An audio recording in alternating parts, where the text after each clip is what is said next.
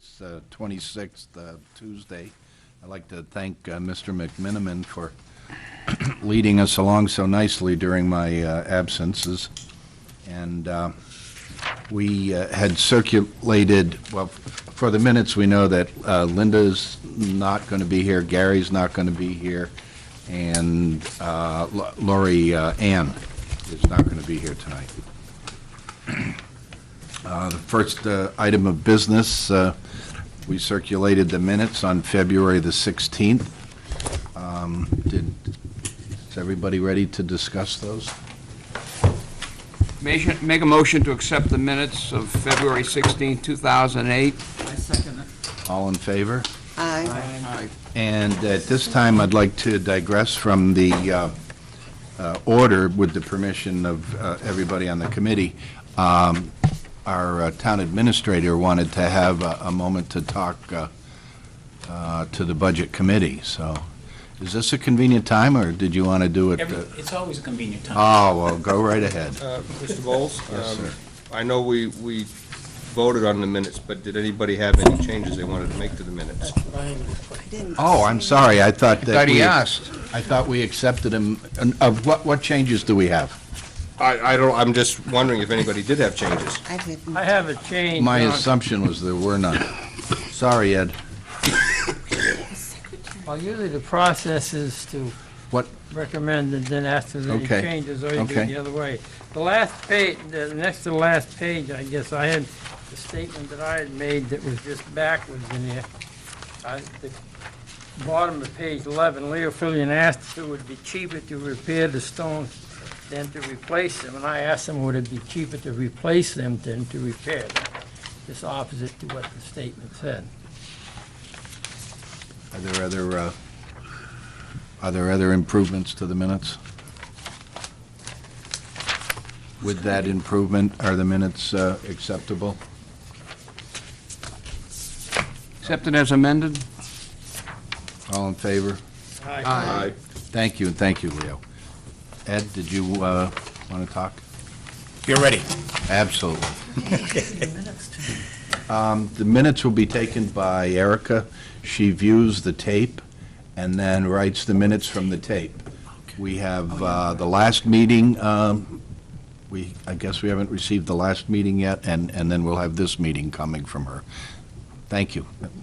One suggestion I would like to make for her is, I noticed these last minutes, they didn't have pages on them, Page numbers? page numbers Yeah. on Sure. them. And if we're going to discuss them, it's much easier if there's a page number we can Yeah. refer to rather than thumbing through several pages. Very good. Thank you, Ed. Are you sure? Absolutely. Until the next interruption. Take a recess? Sure. Only if you're going to shovel snow. Aye, I'm in favor of that. Well, good evening, Mr. Chairman, members of the committee. I'd just like to take a few moments to provide you with a response to some questions that I received this week. Sure. First, there was a question seeking clarification as to wages for various employees being allocated to different departments. For example, in my position as town administrator, you have 90% of my wages allocated to the town administrator wage line, 5% to water, and 5% to wastewater. Rick Mulaski, Director of Public Work, has 80% of his wages allocated to the Public Works Administration, 10% to water, and 10% to wastewater. Why is this done? Simply because Rick, myself, and several other employees have responsibilities in other departments because of managerial, clerical, or secretarial services provided. Some of these responsibilities are to enterprise funds such as water and sewer, and therefore the wages come from those budgets. Also, even within the general fund, some of the individual responsibilities are spent working for other departments, and a portion of their wages is allocated to those departments. One specifically is the individual who serves as the secretary to the planner and code enforcement officer, who is also the welfare director. Therefore, 25% of her time is allocated within the planning and zoning and the code enforcement budgets each, and the balance, 50%, is allocated to direct assistance. I am providing to you a sheet entitled Budgeted Salaries Allocation, which denotes the employees and where their allocations are applied. Hopefully, this will help clarify this issue. Second, there was a question as to whether the non-union wages mirror union wages. The answer is no. The non-union wages are allocated as follows. On July 1, all employees receive a 2% cost of living adjustment. In January 2009, employees are eligible to receive up to a 3% step increase based upon a performance review. Union employees are eligible to receive from a 1.5 to a 5% wage increase, also based upon a performance review. I just want to say a few things about the performance evaluation of the past and what most recently occurred. It is true that in January, non-union employees received a 3% step increase. We were required to undertake performance evaluations, but we did not. I stand to blame for that and accept the responsibility, and this will not happen again. However, I have not seen any performance evaluation forms that would have been used to properly evaluate the staff, employee, or the department managers.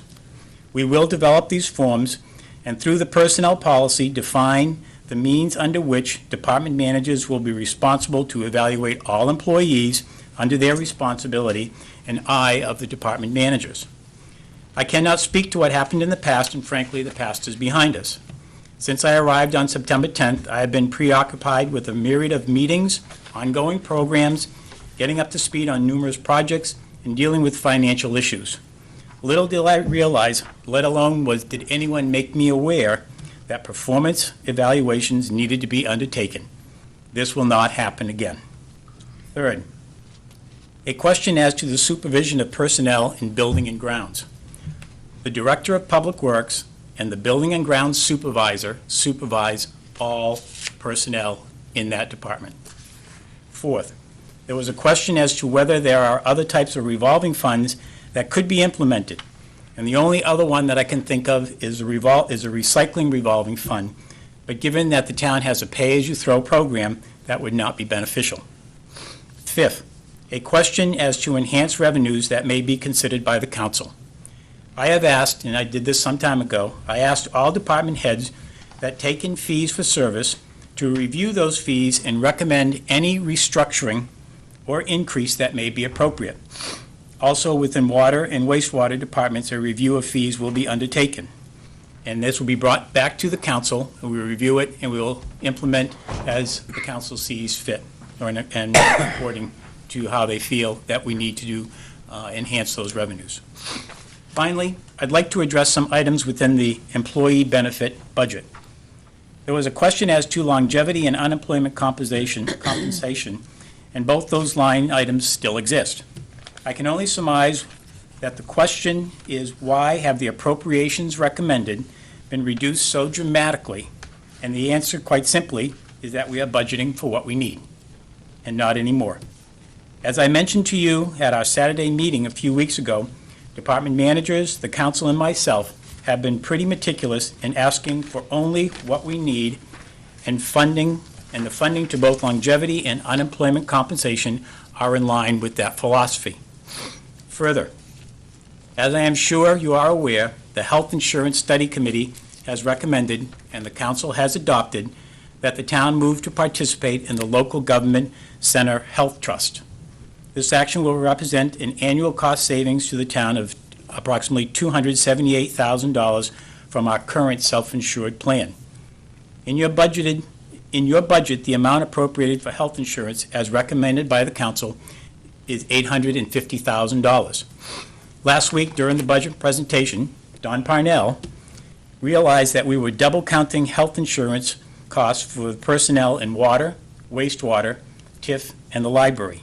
Therefore, we can reduce the council's budget to a number of $699,759, a reduction of $150,241. With the reduction to the health insurance costs, the percentage increase from the general fund budget of this current year to what is being proposed for 2008-2009 is now 1.9%, or a $109,000 $893 increase over the current year's general fund. I have provided to you a copy of the draft warrant and be happy to review it with you later this evening. And I provided some attachments that will help to clarify how the default budget was determined and the costs for a request for 2 new personnel in the Fire and Rescue Department. And if I can just indulge you for a second, if you go to the warrant articles that I provided to you, and you go to the second to the last page, the landscape size set, it says at the top, fiscal year 09-08 budget overview. I think somebody's calling. What you have here is an overview of the budget from the current year, the 07, which stands at $9,686,088. And what I've done is I've taken out the water, the sewer, and the downtown TIF, which leaves a net general fund appropriation of $7,565,837. If you look what is being proposed, the budget that the council gave you initially was $10,722,617. When you deduct the water, the sewer, the downtown TIF, and then what I mentioned to you today, earlier, that brings the budget down to $7,675,730, or $109,893, which is actually a 1.5%. I think I said at 1.9. It's a 1.5% increase over the current year. So the budget will go to the town meeting body or the deliberative session at this point, as recommended by the council, is $10,572,376. With that, I'm done. I'll answer any questions if you have any. Yeah, isn't the budget that goes to the town meeting the budget committee budget? Absolutely. Oh, I'm saying right now, the council has recommended to the budget committee. The council's recommendation for Correct. it more now. And we would hope that you would be willing to sustain that. What was that number again? Are there other questions for Ed at this time? What was that number again? The Recommended council? council's recommended budget is $10,572,376. Thank you. Did we take out water and sewer, Ed? That includes water, sewer, and the downtown TIF into it. I said if we take out the water, sewer, and TIF. It's $7,675,730. Thank you. Welcome. Any other questions for our town administrator? Thank you very much.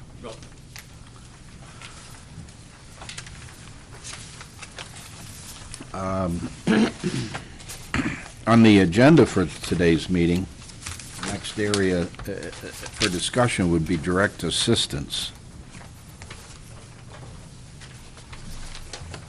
And I'm more than glad to take these one at a time, and if there are no questions on that area, we can go on to the next one. What page is direct assistance on? Page 4. Page 4? 3. 3.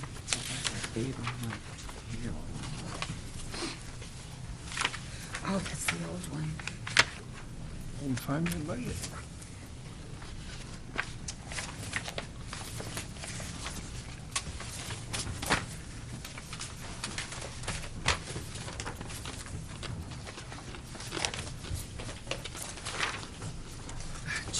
What is direct assistance miscellaneous?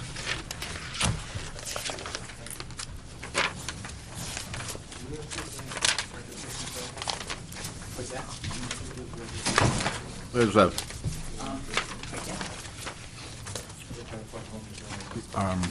Rick had a question, Ed, if you might be able to help him.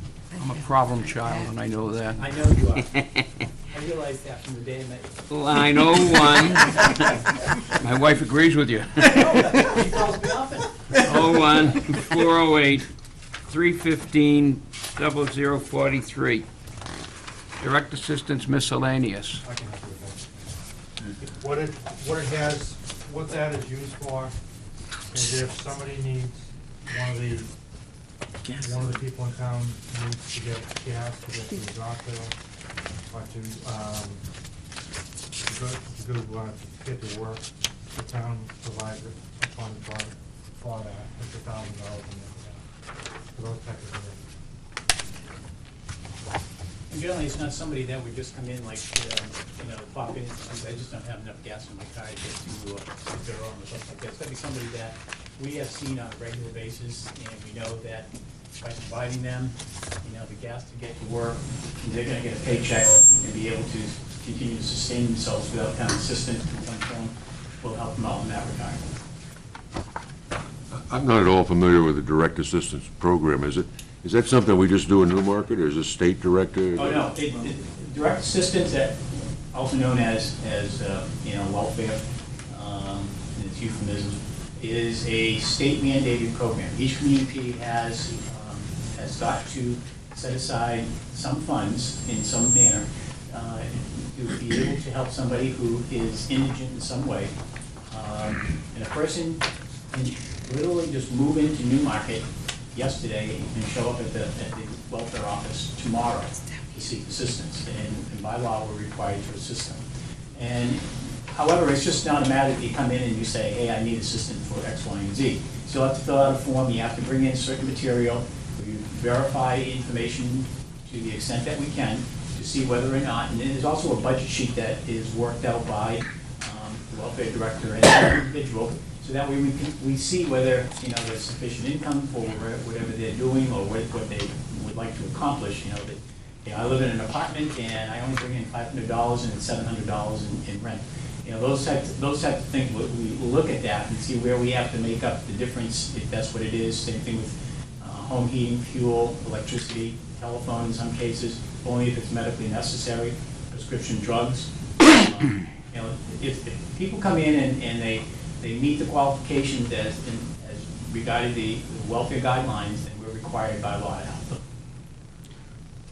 Thank you. Ed, does the welfare assistance from the degree to which the welfare assistance is funded is up to us, is that correct? Are there some communities who provide significantly better, or not better, more welfare assistance and less? Or are we? One of the things, when I first looked at this, because as I mentioned earlier when I was talking with you, 50% of the woman who does secretary services, Sue. 25%, the other 50% of the time is shared between code enforcement and planning. And there are times where Sue will be dealing more, so that percentage-wise, in welfare assistance than she is with planning and zoning. And, I talked to the council about seeing if we can find a couple of other communities that we can share a welfare director with, so that we can do it. I contacted Durham, they pay, their allocation is about $15,000. I spoke with Strata, theirs is significantly less. It's based upon, those people that are living within the community. It's different in every community. You go to Exeter, it's probably significantly higher than us. You go to the bigger cities and they spend, 6 to 10 times more than we do. There are various programs that we get people in. We know that there's money for fuel assistance. There are people that will contact, there are people that will come in. If we know we can give them assistance through another program, we ship them in that direction because they would qualify there. So what we try to do is we work with them. We try to keep our costs as minimal as possible. But where we have to help, we help just to the extent that carries them through their burden at that time. That's our goal. Okay, thanks. I think it's a worthwhile effort. I would take the word miscellaneous out. That always scares me because that's a consortium of issues. Yeah. I think you were looking at the summary. If you go to the detail, on page 8 and 9 in the detail, the particular version here, it's got all the descriptions on it. Okay, That might good. be a bigger house. And by the way, thank you very much for the extra effort to make the summary available. Well, I think you've both been doing a very nice job, along with the town council, so thank you. Other questions on direct assistance? Are we ready to move on to? Just a second. Yeah. There are potential revenues that come back from direct assistance, correct? Can you just explain that a little bit so that committee members are aware of it? Sure. If the town assists somebody who owns property in the town, it doesn't matter whether we provide them food, or even in some cases, we may assist them with a mortgage payment, or we might even, based upon the situation, pay their taxes. We apply a lien to their property, and that stays there until the property is either A, they pay it back, or B, the property is sold and the town receives their costs. We attach a lien, it's at the registry, it's recorded there, and, I've been in several communities where we've always received telephone calls when the property's being sold. They ask us what that amount is, it carries a 5% per annum increase, interest on it, so it's also working that way. But to the extent, everybody's required that comes in, to the extent possible, to sign a note to pay the town back, even if it's for, $50 or $75 for groceries. If there's the possibility of them paying it back, they sign a note to give us something. And many of them try their best to do that.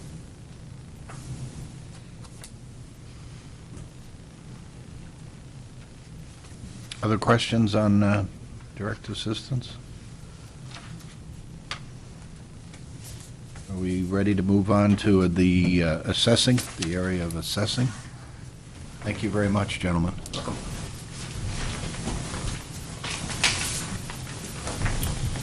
Gentlemen, ladies.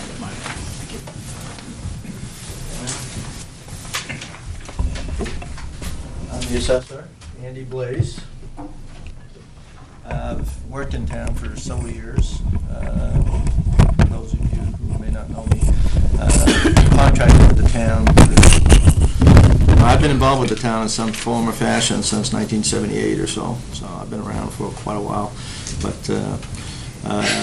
But usually I've been contracting up until a couple of years ago or so. Then I went full-time with the town. So this is where I'm at. I love the town, been here for years. And be happy to answer any questions that the board may have.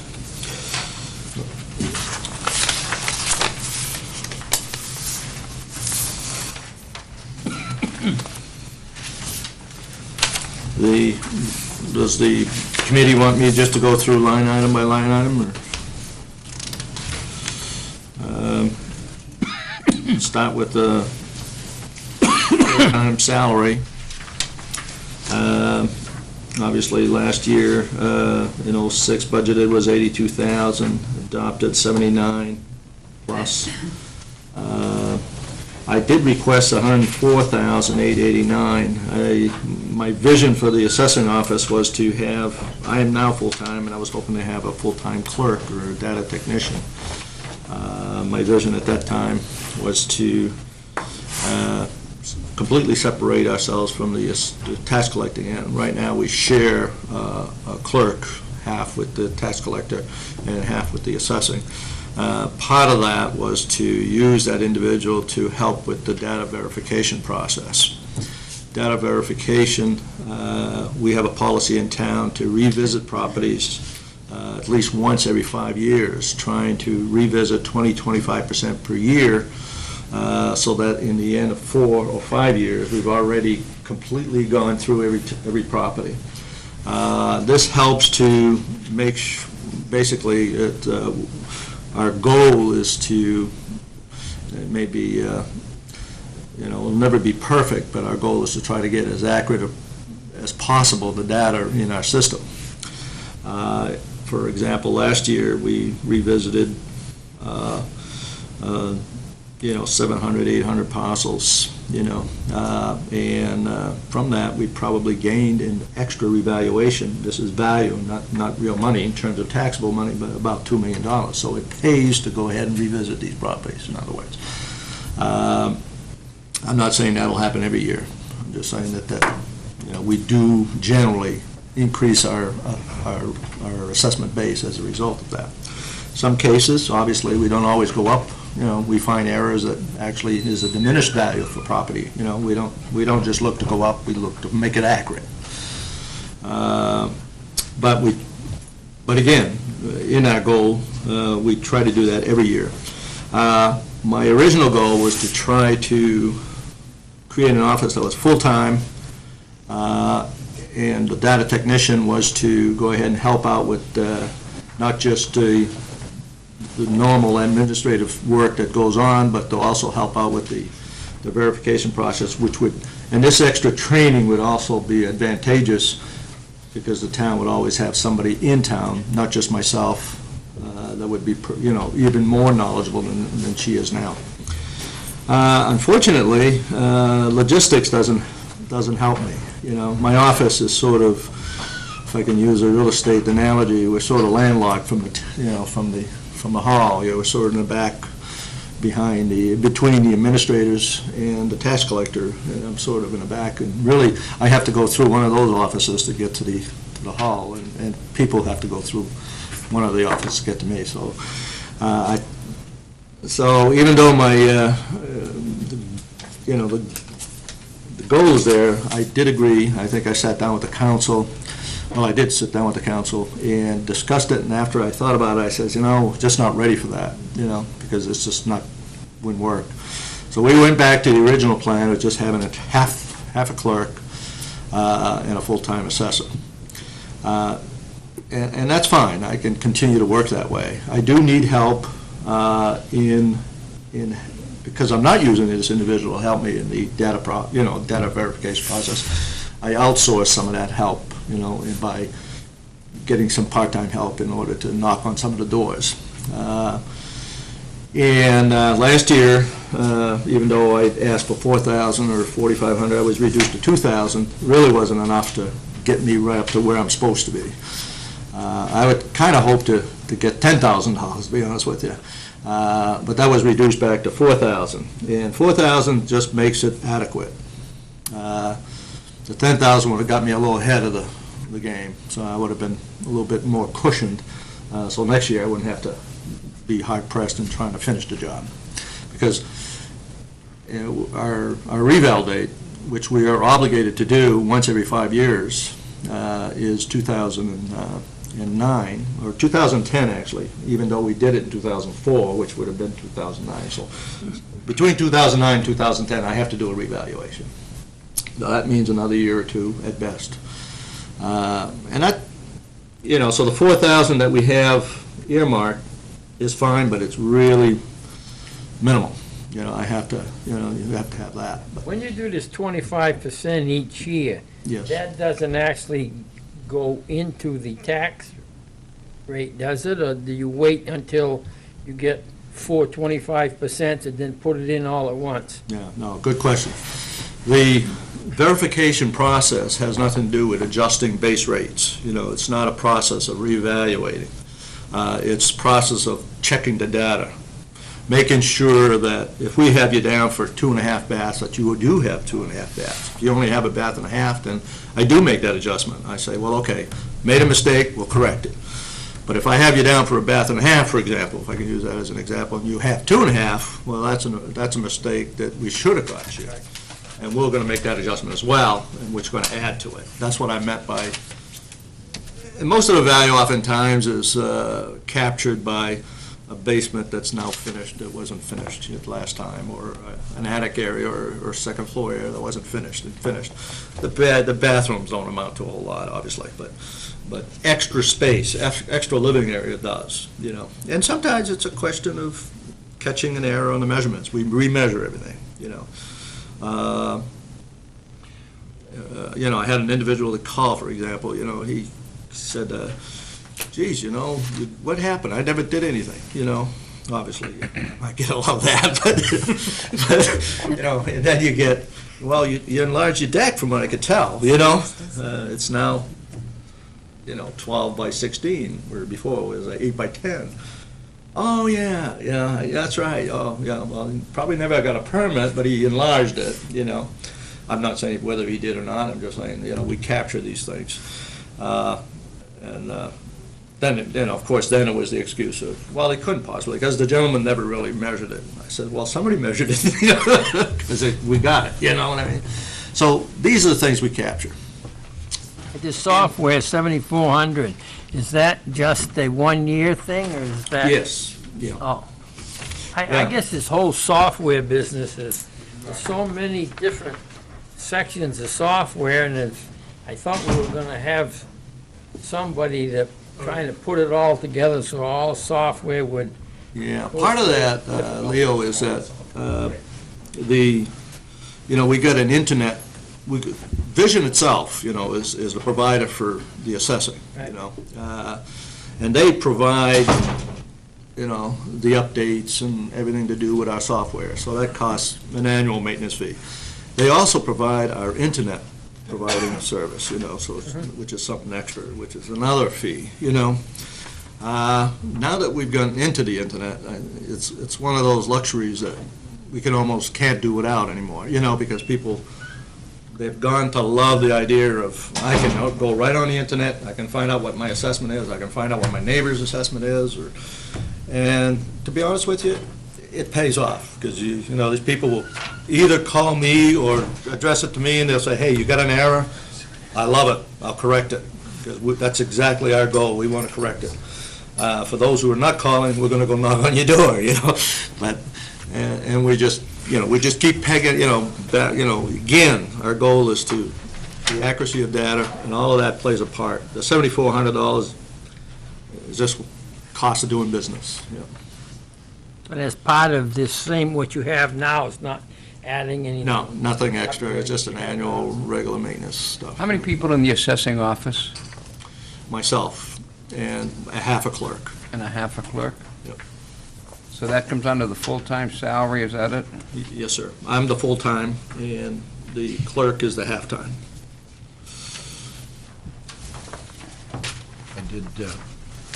I did have one question you had mentioned, see if I have this correct. 700 to 800 parcels were looked at this past year? Yes, roughly. And the total number of parcels that the town has? About 33 plus, hundreds, yes. So if you multiply 4 times the 7 to the 800, Yeah, exactly. so you get it done in 4 years, you get around to everybody. Yeah, last year I did a lot of condominiums, so which go rather quickly, actually, you know, because I can do a lot of units, you know. But when you get, like next year, or this year, actually, I'm gonna go next year with a lot of commercials. It's gonna really slow things down, you know. You're not gonna get that kind of number or that kind of production, at least not from me. You know, but somebody, that's why I'm hoping to get somebody out there to do the residentials that can just keep going at that, you know, and I can do the more complex stuff.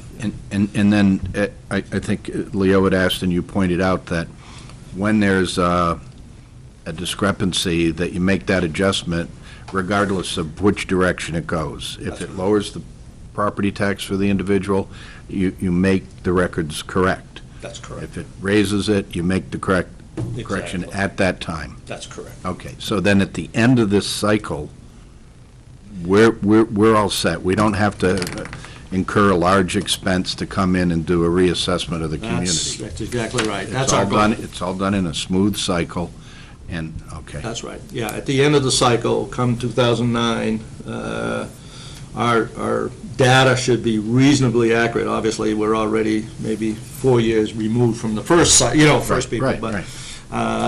But it's about as accurate as you can get it under this system. But we're ready to just do the analysis at that point. And if you had to do and this is the best way, no question, bar none, because if today's revaluation costs you roughly about $95 a parcel, which is roughly about $300,000 for the town of Newmarket. So if you did it the old-fashioned way, if you will, it would cost you $300,000 if you sent it out to bid. By doing it this way, we're talking about $4,000 a year, you know, just to help out, you know. There's no question. This is in my opinion, no-brainer to do it this way. Are there other? No. Why did the town council cut your budget on training by half?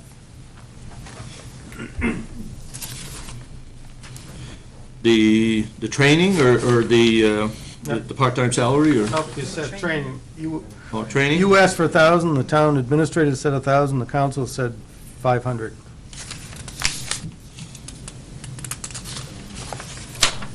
Oh, I got it as 1,000, I'm sorry. Is that right? Do you, I may be able to answer that. Okay. At our marathon budget meeting, we were getting to the point where we were looking for more cuts on the budget to hit our goal. And we just went department by department and took where we could and hoping that, it wouldn't hurt them that much. So basically, a lot of the departments took some hits, primarily in the training section, I believe it was. And hopefully, if you have some money left in your budget, as time goes on, you can still get that training done. But that was like, I guess, an 11th hour cut, if anything. so let me see if I understand this correctly. The town council, as a strategy, took a really hard look at all the training across all the We took a hard departments. look at every line item. And that I came and watched, but I mean, you focused on training and looked across all the departments and evaluated that as maybe a place where you could make some changes. Well, I'm glad you brought it up. I wasn't aware of that. Well, probably the other change is that when you mentioned part-time salaries at 4,000, I think the number now is at 3,000. Oh, that's another discovery of that. Because that was a change, well, that's in the summary document. That's in the summary document. It's in all the documents. Okay. So, okay. One's driven off the other. Okay, Well, okay. Just so that we all know the degree with which everybody is managing the spending. well, obviously, if I had my druthers, I thought the 4,000 was minimal, but, I will deal with whatever the council and as best I can, and if it, maybe a situation where next year you have to revisit it, maybe get a little bit more, but, or suffer some consequences that maybe wouldn't be wise, or at least not in my opinion. The training, I'm a big believer in training, and an opportunity if they come up with a new software package and we have to be trained, I don't foresee it at the moment, but it might come up in the summer or something like that, So at the moment, there's nothing I can point to and say, hey, we need $1,000, It may work out fine, and it may not, but obviously, as a department head, you like to have a little cushion just in case, but. Yes, Lois. You're the major person in the assessing department, and it's just a half-time person otherwise. That's correct. Why do you need so much money for subscriptions? Well, along with subscription is we're obligated to belong to certain professional organizations, just like maybe CPAs belong to accounting and so on, So I belong to the chapter of New Hampshire Assessing Organization. I also have belonged to the International Association, which is sort of like a degree, but they charge you to have that degree, on an annual basis. The other thing is, and the majority of that is in manuals. I have to keep up with the market, so I have cost manuals that are updated every year, in terms of what things cost, and dues and publications, so as I can always be up to date as to what's going on in the market, and all of these are just publications that help me. And evidently, most of them come after January, because what you've actually spent to this point is only $360. That's right, yeah. Right now, we're going to get our, all these manuals, cost manuals, commercials and residentials are coming up now. And all of a sudden, we're going to have a flood of costs coming in. Other questions that the Budget Committee might have? Thank you very much, sir. Thank you. And the next area is MIS Channel 13. Would we like I to, haven't seen Doug yet, so, but you can, would we like to do that? Because we do have the, why don't we defer to recreation? sure. And probably Doug will be showing up. Yep. So we're going to rearrange. We'll take recreation now, and then we will come back 15? to whomever is available. Evening, folks. This is Annalisa Fisher. She's my operations manager for the departments. I just brought her. She knows numbers as well as anybody. So we're gonna. Page 40 in the detail, and it's Mr. Hilton, right? And Annalisa Fisher.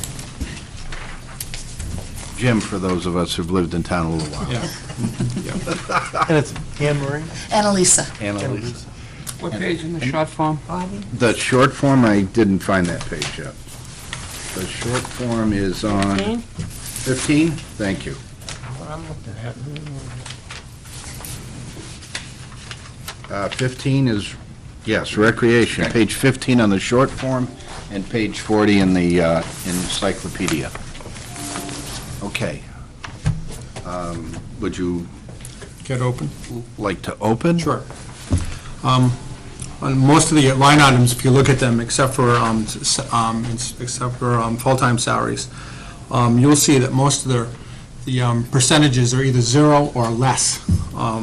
In fact, if I can go through to give you some percentages, part-time salaries, I didn't even, it's 0% increase. Work study is 0% increase. There was an increase in training and staff development, but I'm hoping that two of our individuals will be able to go to the nationals because of our Teens Outside program. And this allows us to, national program probably gives us more ideas and more revenue strategies than any. And I'm hoping that two of our staff will be able to go there at no charge. And if that's the case, then we'll be able to have that, we'll be able to actually reduce that money too. That's my thought process. Then travel expenses, negative 10%, meal allowance, negative 11%, 0% in postage, 0% in general supplies, 0% in, negative 39% in athletic supplies, 10% in class supplies, 10% in communications. I'll talk about that in a second if you like.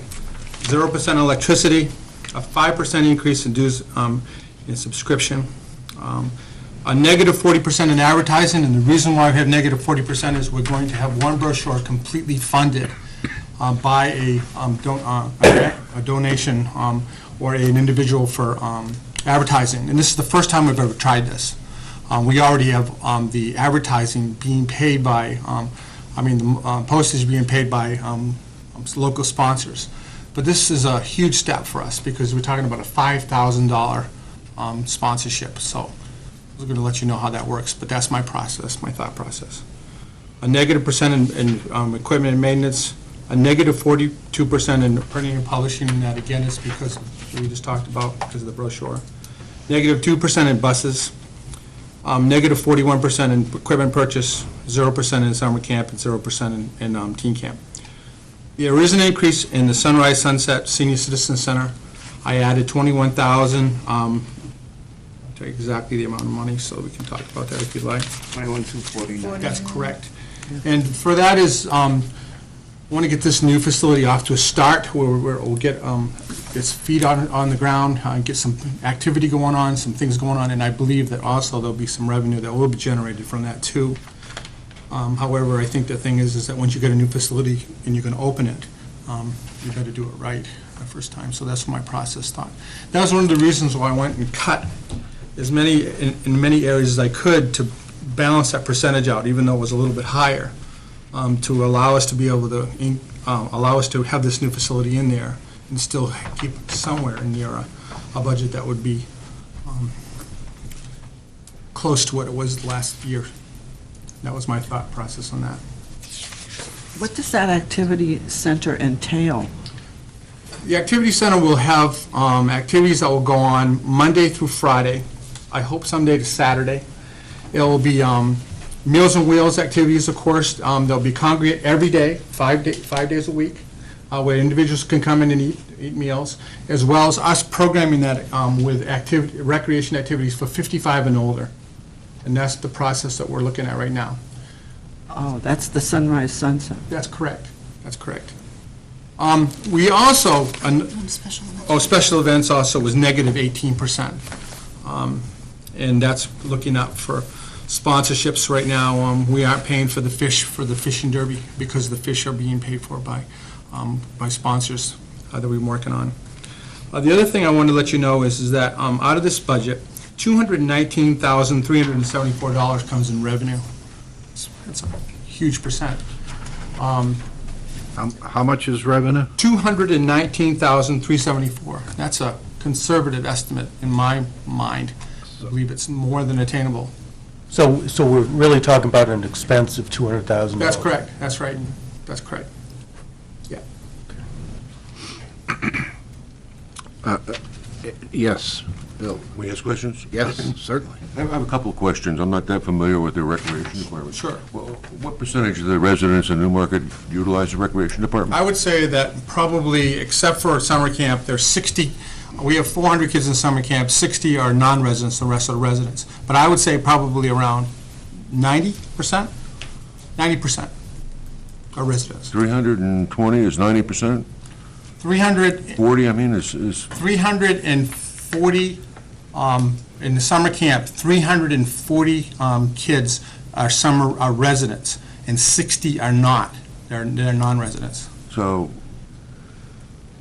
340 kids is 90%? No, this is only for summer camp. That's the only difference. All the other programs, I would Well, I'm say. talking about, if the population is 7,000 people, does 3,000 use the recreation department, or 5,000, or, I mean, all ages?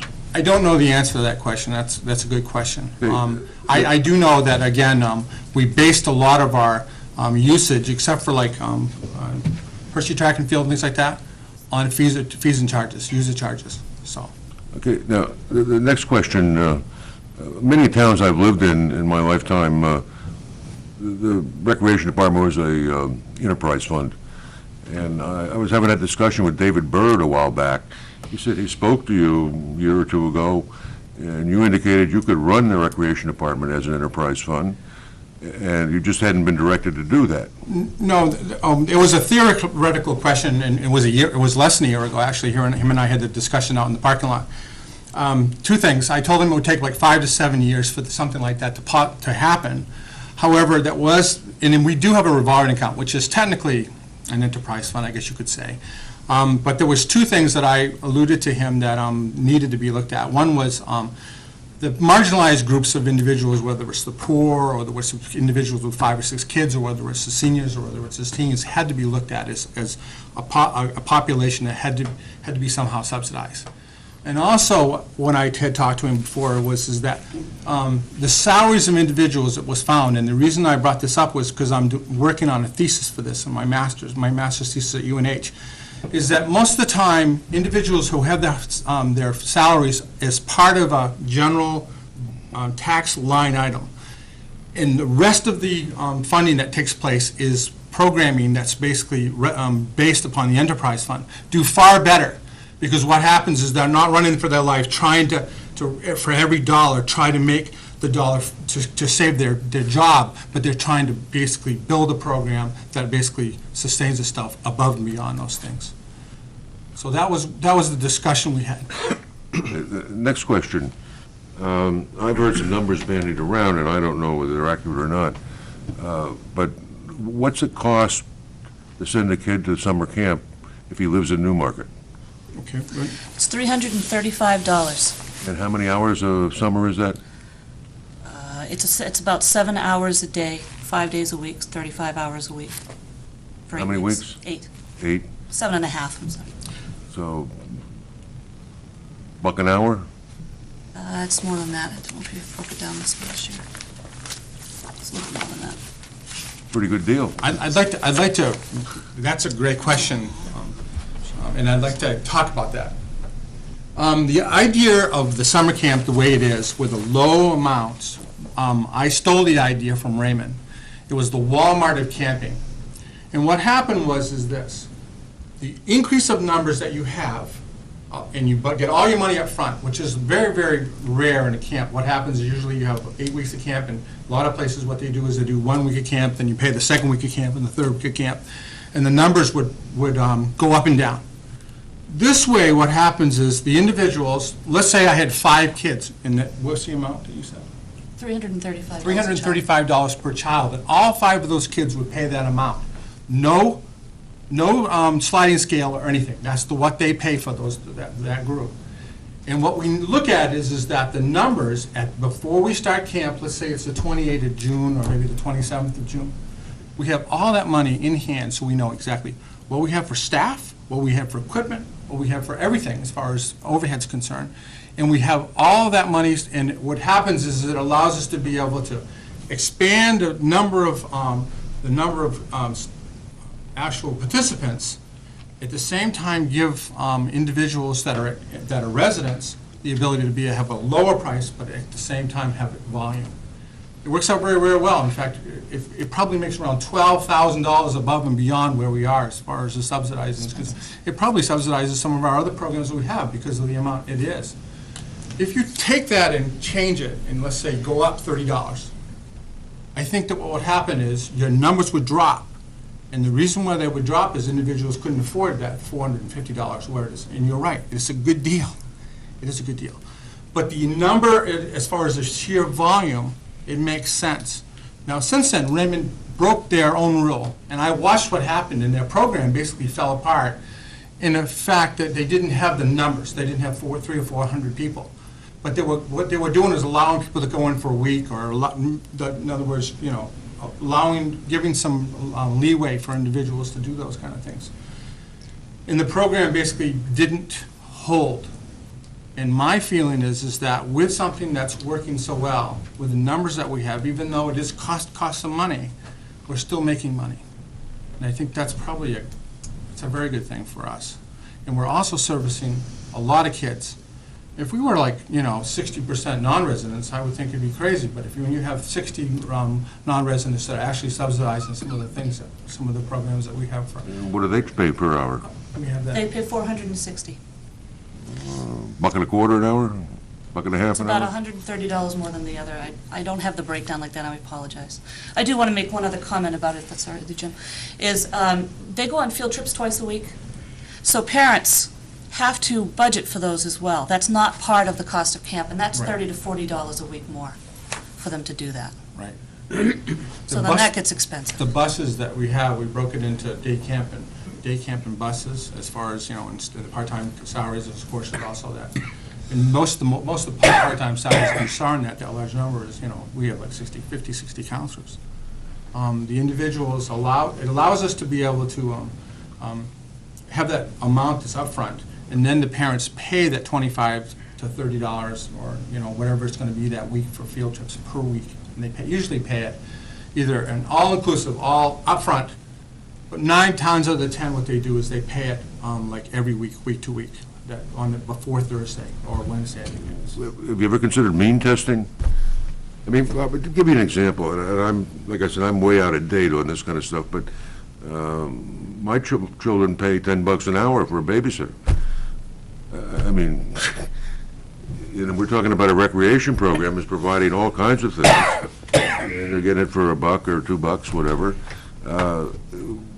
Maybe there are people, and not only that, taxpayers like myself, take my grandchildren down there in the summer, they can't use the facilities for security reasons, apparently. So, we're just kind of left out with that kind of situation. So I'm wondering if you could mean test it, so you wouldn't be cutting children out that really couldn't afford to go, and charging those who could afford, a much higher rate. I think that there was some testing done with other rec departments, and we were very comparable with the other rec departments' summer camps. It's a summer camp program, it's not a babysitting service per se.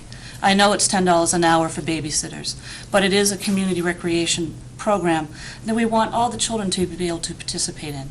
even the children that are low income. And then we have quite a few of them, quite a few. When we raise it $10, I can't tell you how many parents complain and how much that's even hard for them, $10 more. The other thing, Mr. Connor, is that we don't have like a beach or anything like that. The amenities that usually go with a day camp program that we don't have on those fields. I mean, the fields are hot. We do a great job as far as special events, because there's a special event camp that we have there. We have Wildcat, and Wildcat is a lot higher. And I've seen a lot of individuals that have been residents have gone for a week to Wildcat. The other thing is, with this neat thing about it is that if a person, they pay 8 weeks, whether they use it one day or they use it 8 weeks or 7 weeks. And that's the thing. We'll have an individual go out for a week on vacation. They're not there that week. So, it goes up and down. And the nice thing about that is now we know what that is. We can look at what we have for staffing concerns. We can put together an adequate supply list of what's going on. That's very, very rare in a camp setting, and I've been involved in camps for almost 35 years, because most of the time, you don't know what you're going to have from week to week. That's a problem, because what happens is then you're either oversupplying, or you don't have enough staff, and you got all these things with, individuals on ratios and all those things. This works out very, very well, because the thing is, it's even. It's enough kids so that we can be able to bring them into the gymnasium or bring them to the community center if it rains. That's a huge, huge thing that allows it. I don't think we could grow any larger at this particular point in time. We're at that point where we're at that's our threshold, because of the mere fact of, unless we didn't let them go, let's say if it rained, but that way you drop your numbers down significantly. I just want to make clear, I'm not at all suggesting you don't do a great job and run a great program. Right. I'm just trying to explore ways for it to really pay for itself. Right. Well, it is. That's a nice thing No, about half, this. it's paying half. No. The program pays for itself and makes about $12,000 profit after You're talking about the expenses. recreation department. Yeah. You're talking about the recreation Well, the department. revenue's 219 and the budget's 416. Right, she's talking specifically about camp itself. Camp makes about $12,000 I'm talking about the profit. department. Right. I think that we can expand revenues in other areas that allows us to be able to do that, and if you allow us to be able to gift, and I think that with the new town administrator, we can do those kind of things. Like, for instance, we can add amenities that could be additional add-ons, whether it's soccer camps or whether it's lacrosse camps that happen within our own camps, that individuals can pay that additional amount, and then what we'll do, that revenue can be realized from that. I really believe that that would be the way to go. Because as you add, like, for instance, most camps have swimming lessons. We do not. Most swimming lessons are that and above and beyond what the actual amount is. Like, say, for instance, $30 a week for swimming lessons. We don't have that ability. We don't have the ability to use the UNH pool. I've researched that. We don't have the ability to be able to use the shoreline because it's just not safe. I mean, those are things that need to be looked at, and I think there are amenities that we could utilize in our own camp facility. I think sports would be the one that I would look at to allow us to be able to increase the money that we have on that end, to be able to increase our revenues. By the way, I got to tell you something. When we started the enterprise fund, which was 10 years ago, because I was pleading to have it done, and it was, revenue was $50,000. And here it is 10 years later, it's $219,000. So we're in the right direction.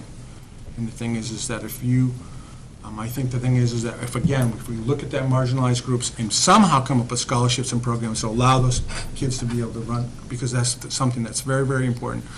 I've been looking at studies from Texas, from John Crompton, and that's one of the things that they're absolutely saying is don't make that mistake, because most people in the Great Lakes and in Texas and areas like that had huge departments made those mistakes, and it kind of fell apart because individuals, it became an exclusive country club. I don't want that to happen. I want it to be available to everyone. And the second thing is don't try to put your people's salaries in that forefront, because what will happen is they'll only get enough to be able to raise their salaries, and they won't go beyond that. I think that's something that, and again, in a year and a half, I'll have more data, because I'm going to be doing Northern New England and seeing what that looks like. Thank you. And I do think it would be interesting in this dissertation that you're doing, that you share that with those of us who are interested. And I think Bill has asked some excellent questions. I've been involved in a summer camp up north, and it just strikes me with the passion with which you and Annalise talk about what you are doing. I did have one quick question about the 21,249, which wasn't there in year 6 and 7, wasn't there in year 7 and 8, but is now there this year. Right. And I was just wondering the motivating factor that brought it into this budget, where in the old days, can remember Meals on Wheels being down in the church or over in Great Bay, and, Great Hill Terrace, is that right? Great Hill? Yeah. So I was just wondering. Sure. Meals on Wheels shouldn't get any credit for the amount of money that we're looking at for the center. Okay. That's the reason, they have a program that's going to be part of ours in this in partnership they have none part of the salary whatsoever. Okay. All I'm looking at is for equipment, supplies, special events, and basically equipment to get that thing furnished and ready to go. And also put some money in there to get programming. Once programming gets started, then I can use my revolving account and start building upon that, just like we did with all the other programs that we have available. I want to keep the price down, again, for the seniors. The same with the teen program we have. As a Club Chameleon, we have that program that's set aside that basically is, no one pays, but at the same time, it's all grant funded or it's done by foundations, et cetera. I would like to see something very similar to this, where we allow us to be able to fundraise for things, but I need to get this thing up and running and get it started. Okay, so this is a focused program for people who are 55 and older. That's correct. Okay, and these are like startup funds, and you'll know more That's about right. what revenues may come in Yes. and what actual costs may be once you're up and running. Yeah, a lot of those costs, in fact, are one-time costs. I think that there'll be other equipment and things we need, but I think that we can also use Club Chameleon as our model. I'm not saying that we want to take away, because that's a program that's solely paid for by solely paid for by foundations and for grants and for sponsorships. But I think that part of that can be done with this. Yes, I believe it can. However, if you also, I don't know if you have the detail, but some of those trips, like I have $2,720 for trips that we wanted to provide for the seniors that were like overnight trips. All that money would come back in, because that would be a program, but I would have a percentage over there, and that would be an amount that would be coming back in.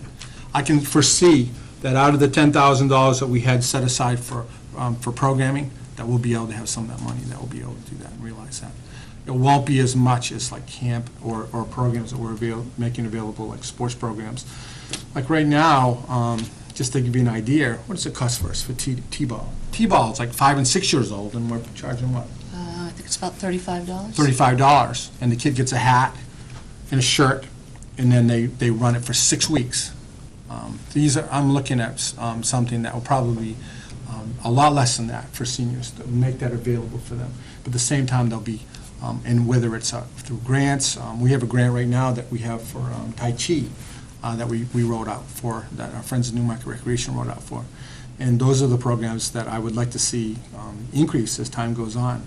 But we'd like to see how this goes. I think the thing is, once you open a new facility, and by the way, this is the first facility that we've opened since 1994 when we did the community center, to see how that goes, get it up and running, do it right, and then go from there. And then I can come back and report to you how that goes. Bring the outcome back. Mm-hmm. Okay, we have a lot of questions here. Ed, do you still, okay. I don't Rick know is who was. first. Rick, you were first. I just wanted to ask Jim, the 60 kids that come in from out of town, is that because their parents work in this town, or is it? The majority of them are, yes. Yeah, like Lamprey Healthcare is one, there's a bunch of them that are, yes. The other thing is, a lot of those are right across the border. I mean, they're right, like, a step over, and there you are, Some of them, I would say that most of them, yes, the answer to that question. And Lois? The Sunrise Sunset Activity Center, that will be in the building behind the police station? That's correct. Now, what happens to the senior center on Beach Street Extension? Beach Street Extension right now is a center that's a private center. It's run by a group of 100 members that pay X amount of money that's in there. I don't think anything's going to happen to that center, but they meet two times a week. They meet every first Wednesday, and I believe they meet the third Wednesday. 2 times a month. 2 times a month, I'm sorry, 2 times a month. I'm looking for activity that allows us to be able to do something that seniors can drop in. There'll be food there from the Meals on Wheels, 5 days a week, maybe someday even 6 days a week. Let's start with 5. That they'll be open from 9 o'clock or 8:30 until like 4:30. and we'll see how that Can I goes. add something to that? Yeah, sure. The seniors, there are some seniors that come in and use the community center right now. They play cards, or they do arts and crafts, and they come in for lunch, and they stay throughout the afternoon. But the community center is very busy, and we have all sorts of different groups, and so they really don't have their own space. This building would allow them to have their own space Yeah, and have programming going on. Let me add to that. When the community center, a lot of people don't understand that the recreation department probably gets sometimes the raw end of the deal of a lot of the times that are available for recreation there, because there's 57 organizations that use that. Some of them only once. Boy Scouts, Girl Scouts, Daisies, fire department, of course, when they have the lobster feed. All different types of organizations. Odyssey of the Mind. School comes in sometimes and utilizes it. All those different organizations use it at a certain time, and it's truly a community center. I mean, a lot of the activity that you say that's happening there all the time until like 10 o'clock at night, a lot of those are organizations that are outside organizations that are utilizing it. And the problem is that when you do that and you have, programs like Kid Care and Child Care there, and they come in and they have a room, who gets booted out? The seniors. And that was a real issue that I had, that they said they wanted a place that was their own. And the problem right now is that the Senior Citizen Center down on Beach Street, a lot of times, is very careful of their expenditures. And when they open it, like say in wintertime, it costs money. And that was the thing. And right now, the Housing Authority is paying utilities on that actual building itself. They pay the heat and electricity. So it won't cost us at this point in time, as far as I'm seeing right now, that's not going to be a cost to us, because it's a small enough building for them to do that. For 14 years, and you already have seen the other budgets, for 14 years, they did it at the community center. Right. 14 years. It was like $166,000, I think it was. It's a huge amount to save, the savings for us. I just wanted to congratulate him on the Hershey meet. Thank you. That was great. Thank you. Very, very happy about that. Thank you. A lot of things. A lot of kids went. A lot of conversation Yes. with individuals, you folks, and a lot of other people, that got us to a point where we're now doing Hershey, we're now doing, They did well, too. they did excellent. Outstanding. And also lacrosse, flag football now is up to 88 kids. So the problem right now that we have, as you know, is we're field poor. We are going to try to retrofit A and B field, because I don't know what's going to happen. And once that we retrofit that, then we'll see what happens from there. We're going to do the very best to keep that at the. But when you're a premier play, the problem is right now is that there are no times where you could take your grandchild out and play ball, because, you could play on the side, but there's no place to play at this point in time, Monday through Sunday. And you know how this is, there's no place. If you went on Saturday to see when baseball is playing, or in T-ball on Wednesday, and here's the high school playing, and here's the girls, the varsity playing softball, and all these kids playing around the outside, it's just amazing the facilities that we're utilizing to the capacity they are.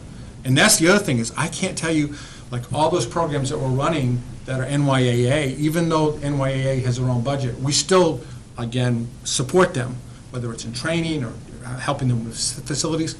There is a ton of kids using the facility. The only problem is that a lot of our adults want to use them. There's no time, there's no place. Whether it's adult softball, or whether it's adult soccer league, or whether it's want to play ultimate frisbee, there's just no place to play right now at this particular point in time. And that's a problem. And I don't know the answer to that question, how that's going to be fixed. We did a 10-year master plan, but it's the cost right now. So we'll see. We'll do the best we can with the facilities we have right now. And I think, Mike, you had. Yes. Jim, getting back just briefly to the summer program, parents that can't pay, can you explain how that gets covered? Sure. You should definitely. There is a scholarship program that is run, that is actually done through the welfare office here. And it is donations from local organizations that give money towards this fund. And the kids, if they qualify, get half of camp paid for. And by the way, the welfare has nothing to do with the money that all we do is make them go through that process. If they want it bad enough, they have to go through that process, and that really allows us to be able to see if there's a need there.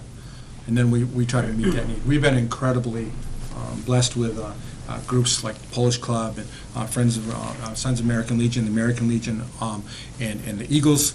All those individuals have stepped up years after years after years and given us money. And there's also other individuals that have given us, corporations that have given us money that we have had available. We also use it for field trips. If a child, we have a lot of kids that basically stay right on campsite for the 7.5 weeks because they have no money for field trips whatsoever. And we go to the vendors and ask them to give them 2 field trips. And we pick those 2 field trips, and then we let them go to those. One other question, and either Jim or Annalise can answer this. We spoke a lot about the summer camp. You spoke about the senior center. Why don't you tell us a little bit about some of the other programs that you offer? Can you run them down? We have lots.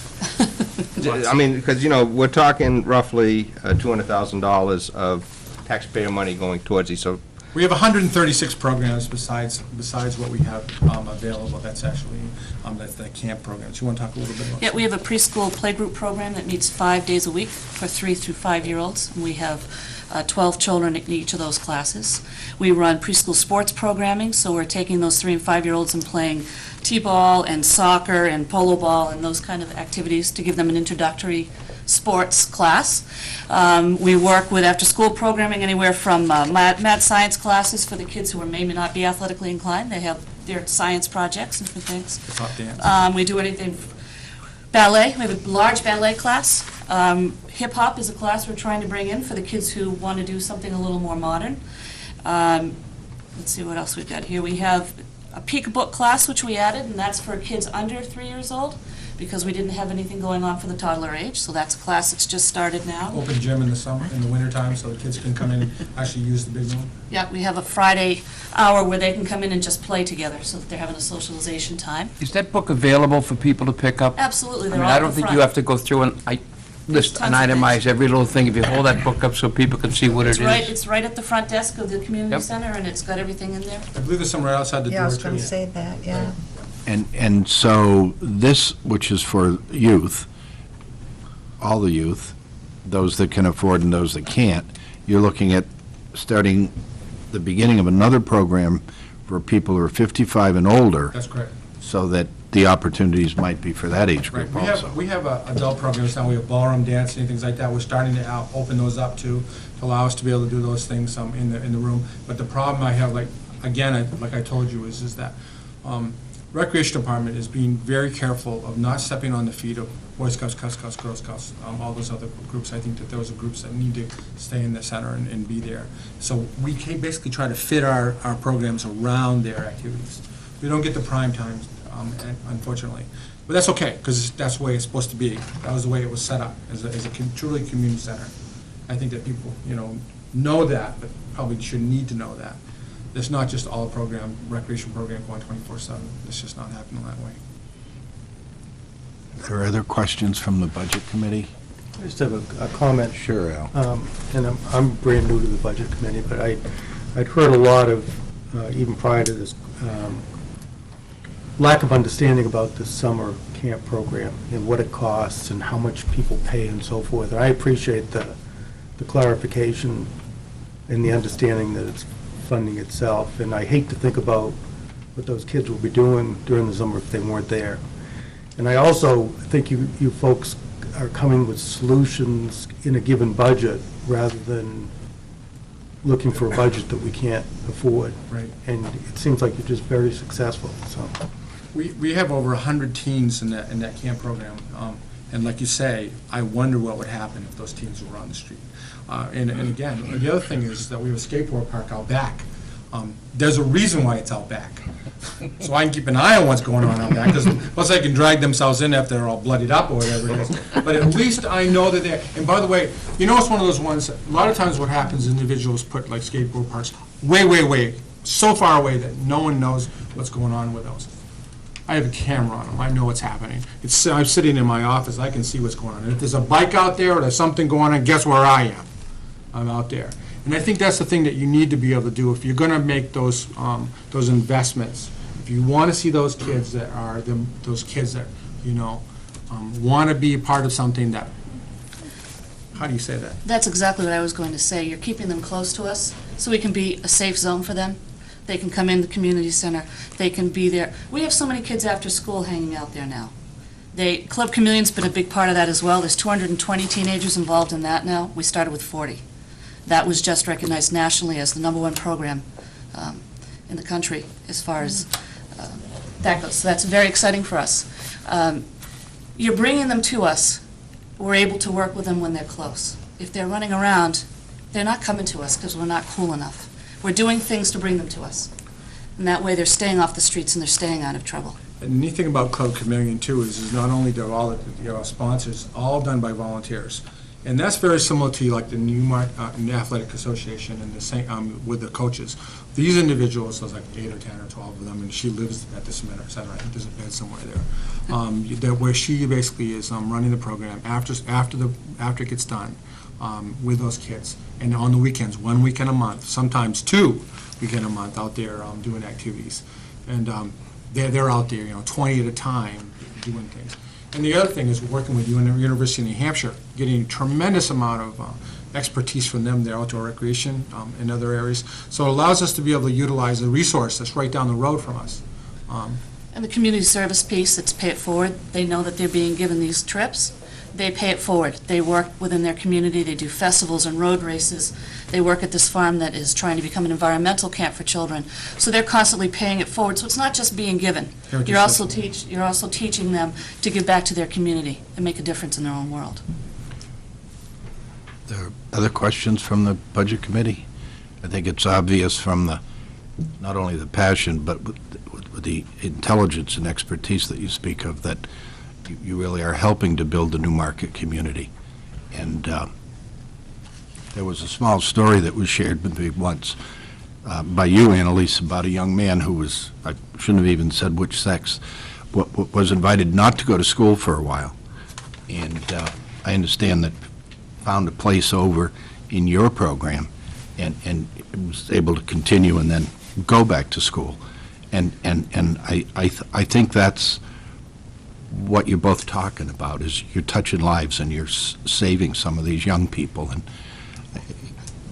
I have a passion for that, and my advertisement is thank you very much. We're very lucky. The school's been very helpful in that respect. We're working with the same kids. Yeah. So And it's been great. I just think it makes for a good community. Yeah. It's a good beginning, and I thank you for expanding it. And personally, I thank you for expanding it into the 55 and older, because I'm 61, and, I'm right there. Are there, and thank you for indulging me in my... And in 10 years, again, we went from 50,000 to 219,000. I'm hoping that we can expand that to be able to allow us to be able to, I think that, like you say, this is a work in progress. Yeah. It's never happened like this in New England. It's really weird, because I went to revenue school in Estes, Colorado, and some of the things that they're doing are truly remarkable. Never seen any of these things like that and how working in New Hampshire, or New England. I think that's the thing, is we're going to be on the cutting edge. I believe that we will be able to be somebody that really starts blazing the trail for other communities. But I'm not really worried about other communities. I'm worried about you. And if I can come with ways to be able to reduce pricing, reduce the cost, at the same time be able to expand revenues without affecting those key groups, that would be my desire. I think the last thing is, we also have a large volunteer base of people that are very committed to the rec department and the programming. And they're doing things like writing grants to help cut the cost. We just received a $1,000 grant for the summer camp to help cut on the costs of running that. So there are pieces happening with volunteers to help with these costs and to help cut down our expenses. Another thing, before I leave, I heard some people talking about the bus that we got, because, by the way, it took us 8 years to get to there, or it was 9 years to get to there. But I was noticing that senior citizens couldn't climb into a 15-passenger van. Just to give you an idea, makes my heart jump. Last week, we took a group out to Newburyport, and 5 of the people that went were people that couldn't go before that, because they could climb up those stairs, get on that bus, and go to that activity. And there were people that were regulars, but what happened is they became non-ambulatory to the point where they couldn't do it, and now they're back in the program. And that's a great thing. Those are the things, that was the thing I was looking at to be able to provide, because I could see it. That was no way that we could do those kind of things with a 15-passenger van. And then to have the wheelchair lift to make it handicapped accessible, it's going to be exceptionally important for the senior population. And then we have children in our town who are going to need that as well, who have challenges, so And that was a nice. It's run by gas, and it's no CDL required. That was the other thing, because, that's all I hear, now you gotta get good certified, I did all that work, and I talked to Bud, by the way, Bud Dyer, which is our mechanic. He's amazing, wealth of information, and I can tell you, if anything that's not running is running because of him. And he sat down and said, this is what we need, these are the things that we need to be able to put in place if you want to do this. And by the way, it has to be gas, because diesel is just going out of the roof. And the other thing is, you've got to have somebody that can drive, doesn't need a CDL license. And we followed all those kind of things, and basically got a better price of something, and allowed us to be able to expand our programs, and probably expand our amount of money we're going to make for revenue, because of the mere fact that individuals can utilize it. So. All set. Okay, good. Thank you very much, ladies and gentlemen. Thank you very, very much. We were, I guess, and thank you. Doug was going to be here for the MIS channel, or would you? Yeah, that'd be nice. And maybe even Don will come up and sit with you and hold your hand, and we'll be in good shape. Thank you. It's going to be hard to beat what Oh, gee. just left. Don't try. Yeah, don't try, right. A little story, when I was here back in, I think it was 1988 or 89, when Jim, well, 90, yeah, 88, we hired him. I can remember him coming in upstairs for the interview, and I thought, I oh was my there, God. selectman. Yeah, it's like, we're going to hire this guy, I know. and it was just, at that point in time, he brought to the room, and just what he was thinking, this is going to be a very different type of recreation program. And, coming back to it and seeing what he's done, and some of the great things that he's done that nationally are recognized, are just absolutely phenomenal. I think, he's truly a blessing for this community, because he has included more people into the recreation program and gotten more kids involved in it, and done some really great things. This community has a lot to be proud of in what he's done and turned around here. It's wonderful to work with him. Sometimes it's like, you're talking to him, it's like, slow down. Like, we got that new bus and it's already so, it's really great. Okay. The MIS. Now, if we could know which pages, it would help us. 14 on the thick. 14 on the thick one, Yep. the encyclopedia. I'm going to use the stuff here so that I can Okay, be able to speak to what Doug has put out for. and then, Page 15 in the, oh, no, I'm sorry, that was recreation. no, it's 14 on the big one, and on the short one, it's 5. Thank you, Leo. This is this one short page, too. Yep. Okay. Okay, the MIS department in years past was part of the finance department. Both Channel 13 and the MIS were part of finance, and what we intended to do was break it out so that it was its own separate department, because it's quite a bit that it's doing. MIS basically is our tech support for all of the computers and the TV station and everything that produces sound, pictures, or is our day-to-day lifeline, i.e. our computers. In breaking it out, there was also the corresponding reduction in the finance department that you saw. Generally, Doug is the only person that we have within the department in Channel 13. We have Chris Williams, who you see running around here every now and then. He's our Channel 13 guy. He's the guy that broadcasts the programs for us.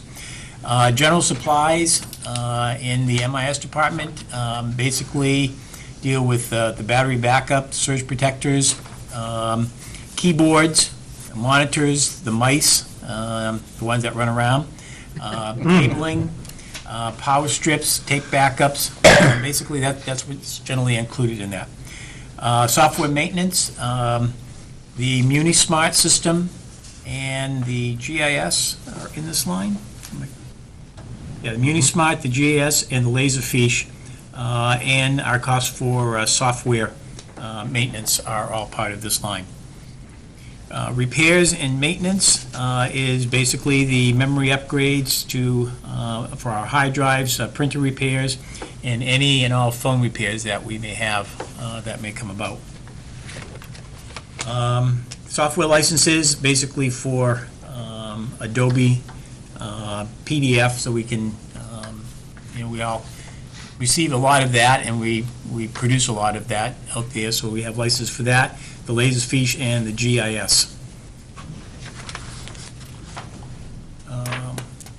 The community support deals with the webcam that we installed during the last phase of the downtown project, so people could see what was going on. We're going to be moving it, putting it into a new location, so people will be able to watch the progress downtown, in addition to going down and patronizing their businesses and stuff.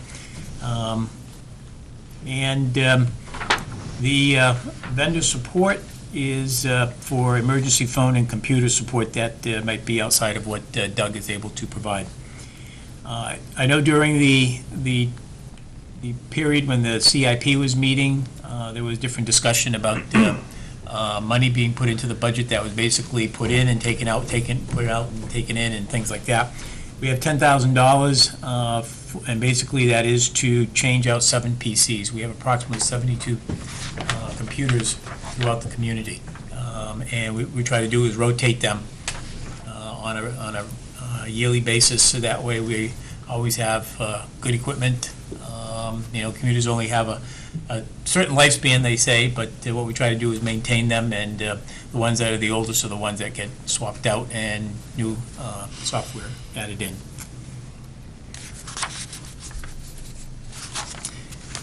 There seems to be no pulling together all your software from all the different departments.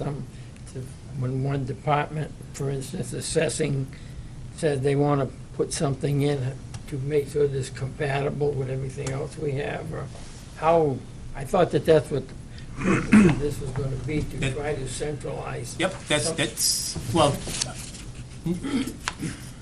Doug frowns upon anybody just loading stuff into the computer. He is responsible for all of that. When we get new programs or something, he's the guy that is involved with that being So put he in would there. look at the assessing? Yep. Whatever, okay. So the one that was in the assessing, Leo, is Vision, which is totally for the assessing department. And it's a third party, and I don't know if you ever looked at the Vision on the internet, it's that piece which is very specific to Andy's department. So that's where we left it. But everything else is pretty much here. We found some in planning and some in the finance department. We've all pulled that in here. Some in water, some in wastewater, and so, and that's, as I mentioned earlier, one of the things we've tried to do, and we still have a lot of work ahead of us, we know that, is going through the budget and seeing where little bits and pieces are and pull them and say, okay, which department should this piece go into? And that's where it's going to go. So therefore, in the coming years, when we sit here and when you go through this, we all know what, what's supposed to be in that department, not allocated someplace else. Al, I know you had your hand and you had a question, but I just wanted to make a comment about the thoroughness and the carefulness with which you've looked at what you had when you got here, Don, you, and then Ed, you, and then how you've been very proactive at making us all aware of what you found and what needs to be done next and what we can do to fix it. And I think this summary coming out in one day's notice is a testament to being able to do a nice job on a short notice. And I also think that it's worth thanking the town council for the diligence and the care, because I attended 2 of their meetings for a short while, and the thoroughness with which they went We've had through. this for a week. You missed a meeting. I was sick for 2 weeks. And the thoroughness with which the town council has gone through and Just to respond a little bit to that, Rod, just, you know, one of the things that I saw is that things weren't planned ahead.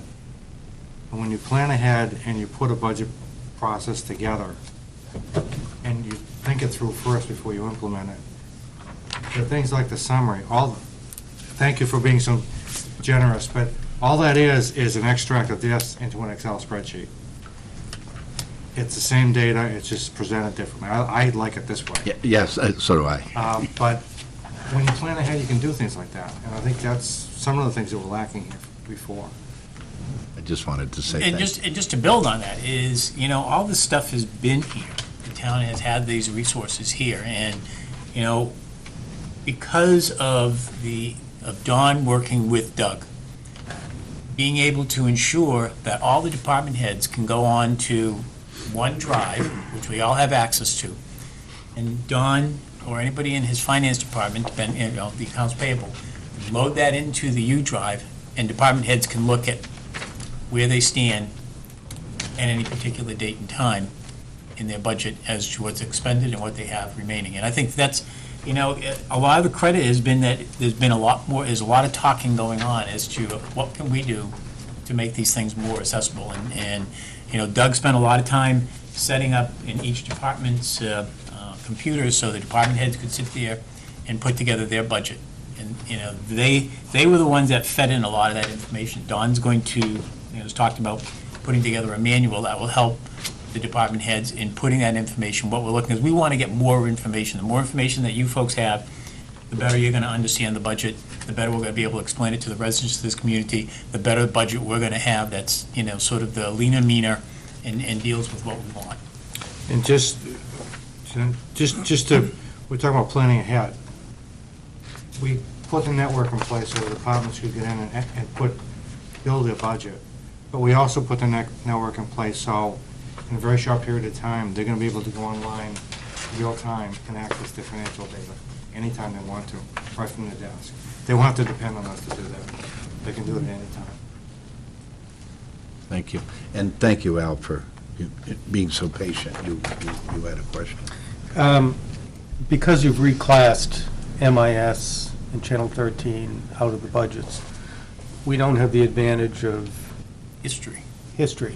And I'm just curious, we're spending $132,670, or at least that's the budget recommendation, MIS. How does that compare? Do we know how it compares to last year? Or Well, I've got to think it's fairly close, Al, because pretty much everything that's here was in my budget.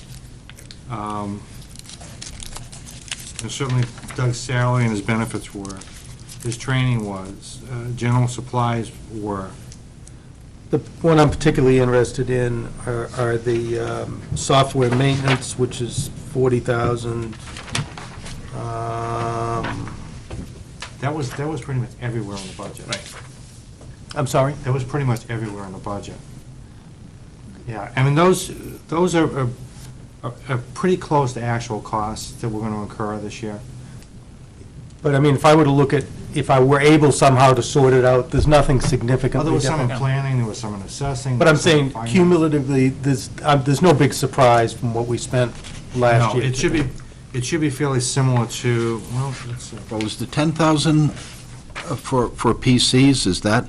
That was new? that was a capital reserve. And that just Recollection moved it is from right. capital reserve into the operating, or That general? is used within the operating budget to take care of buying new computers. So if we were to compare year to year, that $10,000 would be a new amount of money in the budget for this year, because it's no longer in the Capital, CIP. correct. Okay. Al, if you look at page 1 on the summary,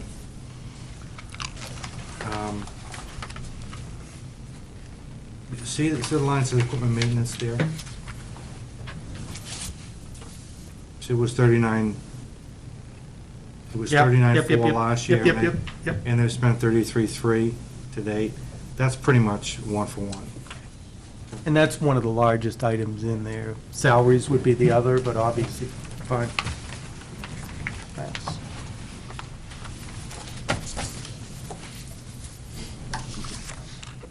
Other questions from the Budget Committee?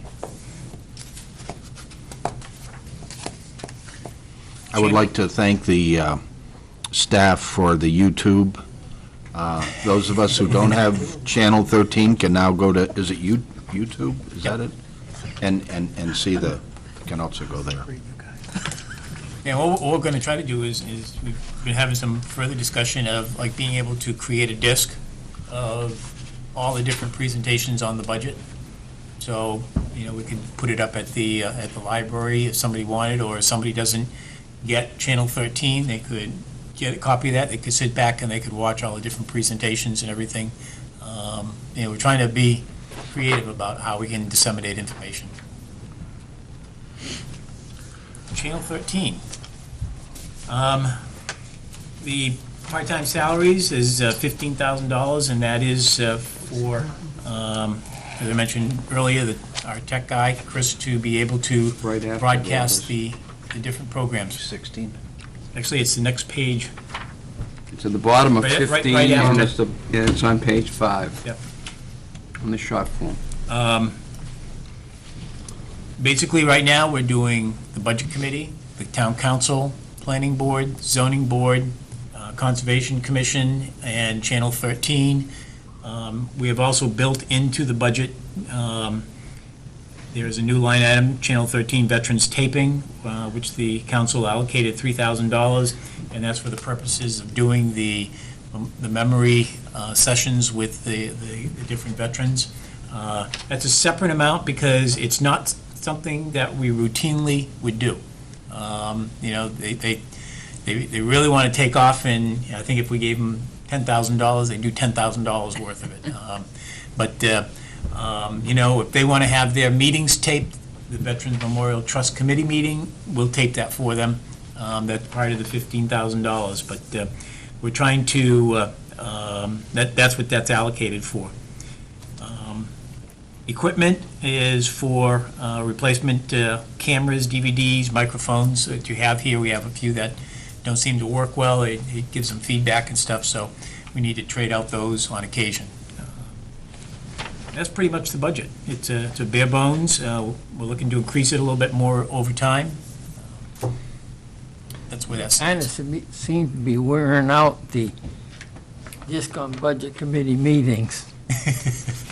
He must have shown it 100 times already, it seems like. Well, actually, what happens is, the way that he tries to film it is that this Budget Committee meeting tonight will stay on the air till the next Budget Committee meeting. So people who missed it, have an opportunity in the course of the week to see it at different times.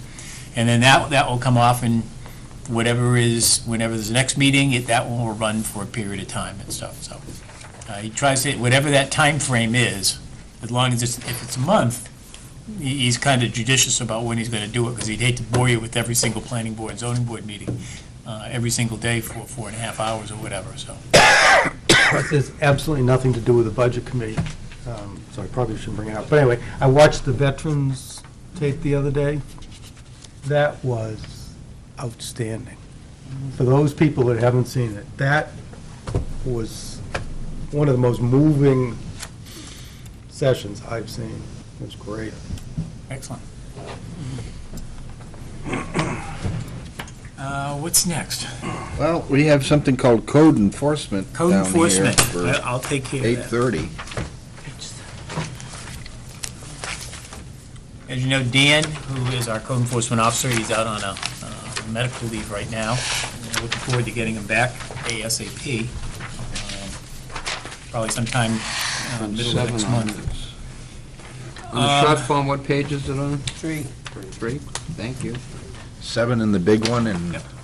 3 on the short one. The short one that came out. Salaries represent the full-time salary for the code enforcement officer and 25% cost for the secretary. The part-time salaries is for the clerk for the zoning board when they meet. Training represents any BOCA or health conferences that he may attend. Dan is also the health officer for the community. Postage, general supplies, basically for new code books and just general supplies for the office. Dues, he belongs to several different organizations, BOCA, the Health Officers Association, New Hampshire Builders Association, and he receives a book called Journal of Light, which is relative to lighting. And then we have lab testing. From time to time, he may be required to take samples of water or something like that, or some substance that he finds, and we have it tested at the state labs. That pays for those costs. That's it. Pretty straightforward budget. Just a curiosity, I may have missed it on all the others, but, for example, in the code enforcement, there's a vehicle that he drives. Yes. It's not in his budget. No, because it's part of the, what would be called the vehicle maintenance. It would fall in that area. It's just like I have a car that I use, it's covered in that. Gas goes through the Public Works Department. That's what I thought. Any maintenance Okay. repairs is taken care of in vehicle maintenance.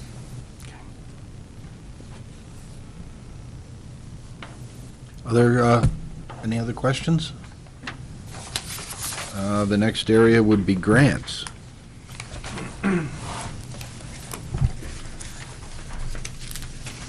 course, I wonder which page is... 11. Pardon? 11. 11. On the short form? 29 in the other one. 29 in on the the big long one and then 11 on the short one. Okay, grants. We have, probably the newest one in there is the one that's been termed festivals, I believe now.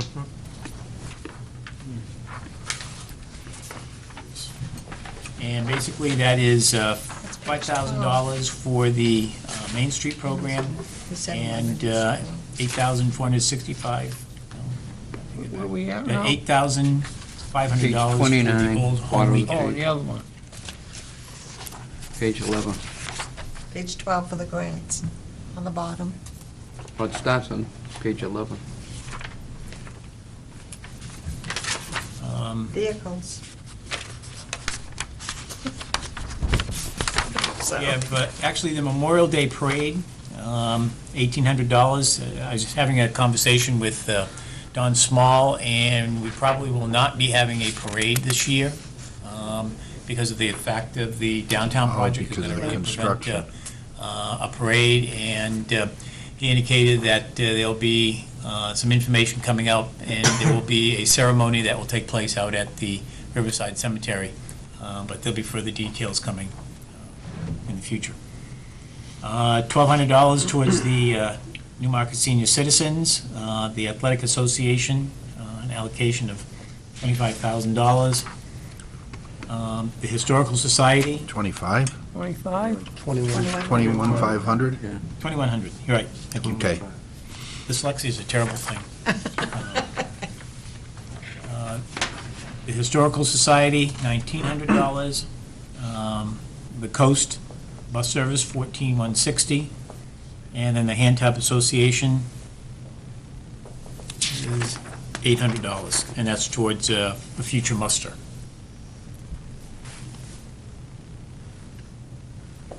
So where's that money held? It's not in the capital reserve for hand tub, whatever. Is that just given to them and they have their own? Okay. Correct.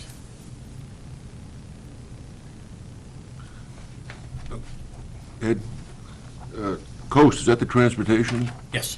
And what do? We paying for it? We have we contribute towards it, just like a lot of the grant agencies, we contribute towards it. They provide us money back through the agency, like the downtown bus stop that we have, and the other areas throughout towns. Still have to pay to ride the bus, though, right? You pay to ride the bus, absolutely. And how about the Newmarket Athletic Association? What exactly is that? That I can't give, can you, are you able to? That would probably entail your girls softball leagues, your Babe Ruth, your Little League, probably your soccer programs in the fall. As Jim mentioned, the Newmarket Youth Association, they work with the rec department, but they're not directly associated with it. They have their own group, I guess, group of volunteers. So it's really, all those programs that go on throughout the summer and fall. You're going to have basketball in the gym. You're going to have ages from elementary school all the way up to junior high. I understand it. Don't most communities fund that privately? I know from Bedford, we volunteered and we paid money. We didn't Every use community taxpayer I've always money. been, there's been an allocation towards the different organizations that work that way. Okay. But they're willing to take contributions if you'd like to write them a Pardon me? check. They're always willing to take contributions if you're willing to write them a check. You know, the veterans, how come there's nothing for the veterans? The It's veterans- somewhere else, isn't it? The Veterans Memorial is actually money it was placed into I the think capital so. We improvements. went through, yeah. Yeah, that's where Okay. it is. Because for the future, Yeah. where they want to place and construct a monument. I'm still confused by that same one. So they requested $40,000. The department requests for veterans. Yep. The town administrator cut it to 6, and the town council is no number there at all. Correct. What the $40,000 that was requested was to make improvements to the bandstand. They had a lot of different goals that they had for, repointing, painting, new roof, different things to refurbish the bandstand. We began working with it, I began working with the chairman of the Veterans Trust and realized that, okay, they're going to be doing that project at the very same time that we're doing the downtown project, which is going to create a real conflict.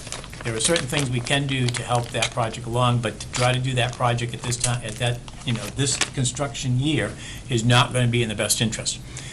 So therefore, what we did is put $6,000 in it so they could do for something else. As we further got into discussion. Excuse me, so they could what? They could do some further projects. They still wanted to be able to put that funds towards the construction of the memorial, the additional memorials that they want to do.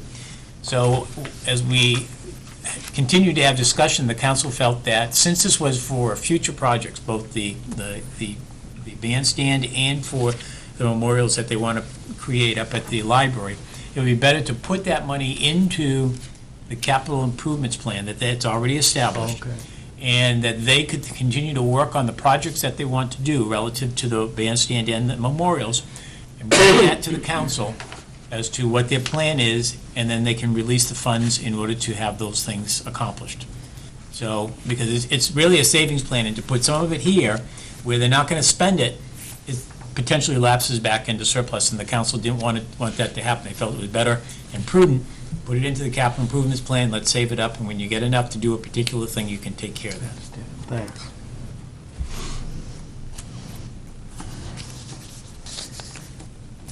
We all set on grants?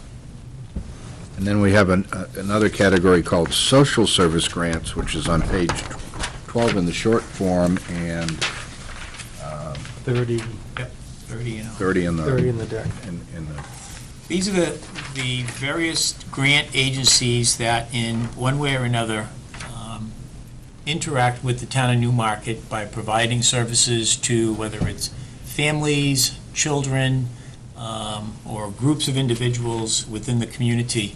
And like a lot of social service agencies, they ask communities where they have some kind of relationship with to provide some kind of a grant for them to continue to carry out their services. As an example, today I met with two of the folks from the Ritchie McFarland to talk about their programs and what they're doing here in town. Everything in this has been level funded to what it was last year, except the Lamprey Healthcare. The folks came in and had a conversation with the council. There was some confusion, and after which I thought was a very productive discussion we all had, the council increased it to $8,500, what they were receiving back in '06, '07. But basically, everything else is level funded to what the current allocation is, except the council added $500 for the AIDS response, and they put in $1,000 for Crossroads, which is, even though we haven't gotten anything, but they're undergoing a major construction program, and the council just felt that that probably fell through the cracks and wanted to continue the contribution in that regard. Now, also, if somebody comes to welfare and needs housing, are we able to direct them to Crossroads if there's available space there? If there's space there, yes. Yeah. We would do that. You know, Sue's pretty good about keeping in touch with what other communities may have some kind of resources for, you know, temporary housing and that, so we would direct them in that direction also. Do we have other questions from the Budget Committee on the area of social service grants? Next area is emergency management. A relatively small budget. Run by Candy Tell us Jarvis. pages. And basically, 29, 11 on the shot. 29? yeah, it's just before grants. Oh, okay. Oh, yeah.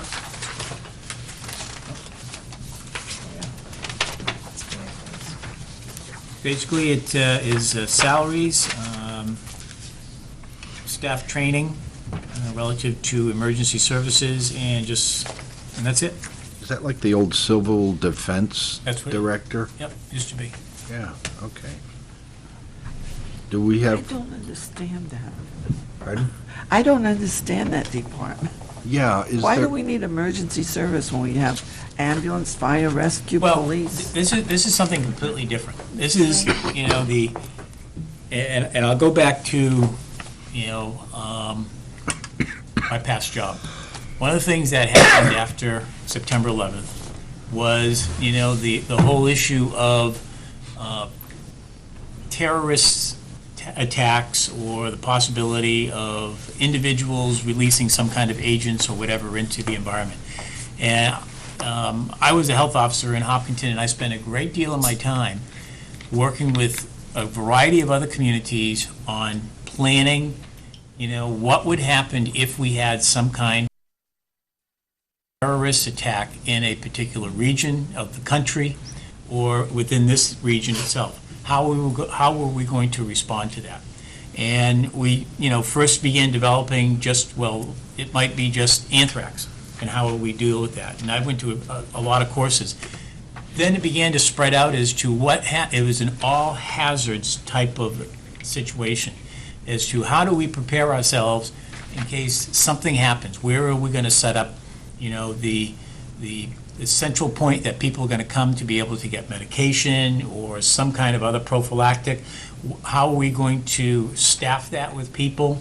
How many people are going to be coming? What we're going to do for traffic control? Those types of things. So that's basically today what emergency management has become, is that central location that in the course of some kind of an emergency, in place are the necessary types of protocols that we can then put in place with fire, police, rescue, and with a myriad of volunteers to be able to open up a center that is able to deal with that situation. So it's sort of a defined, you know, area, Special.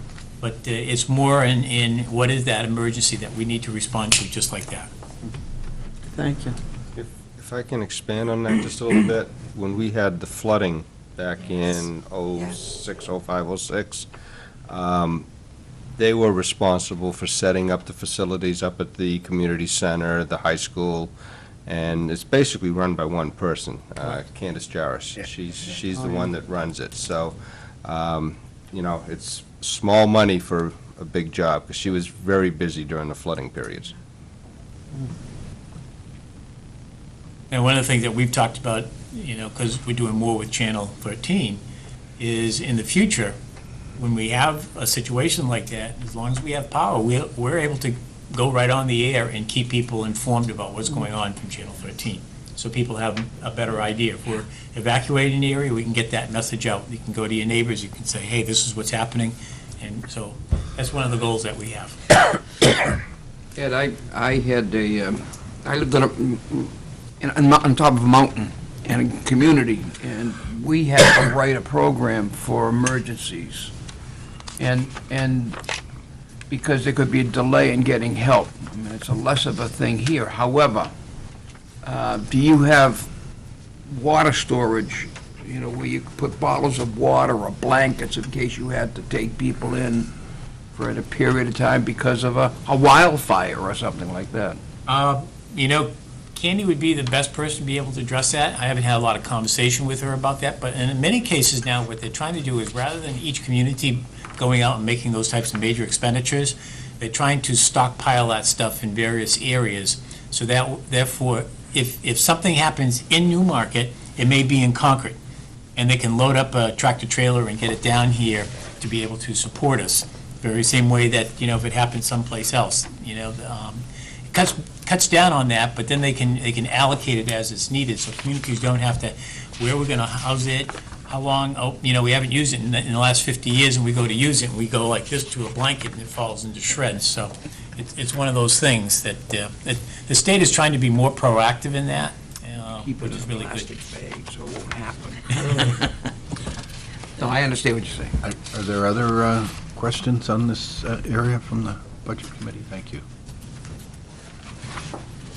The next area would be parking funds.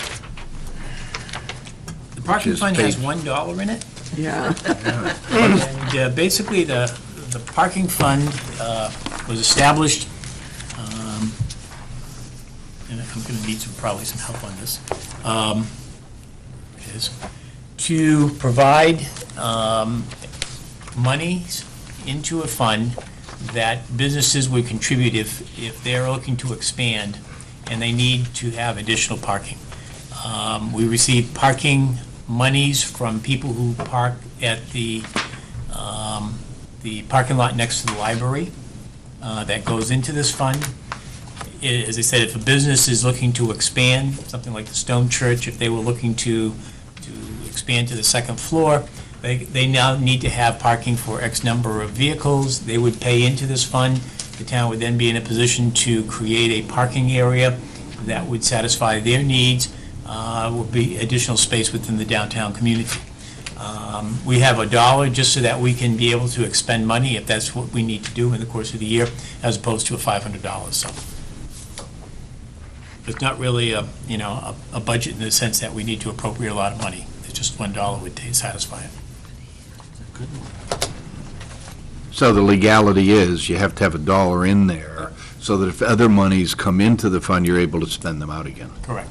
Is it a legality, or is it just to keep the item open on the fund It's a line? legality. If we have zero in there, we can't spend money in the parking fund. Okay. So. It's just like, if you recall back to the police department and the special detail, there's $1 that sits in that account. If the warrant articles should fail, we can still expend money from that account. Are there other questions on the parking funds? The next item, warrant articles, which I think they were distributed, were they distributed earlier? Yes. Yes. They were today, Oh, earlier yeah. today. Oh, I didn't get one. Okay. Didn't. No, you left me out again. When I was in the Because you were talking to my wife. No, I have a feeling that I never said that. Did somebody else need it? I did.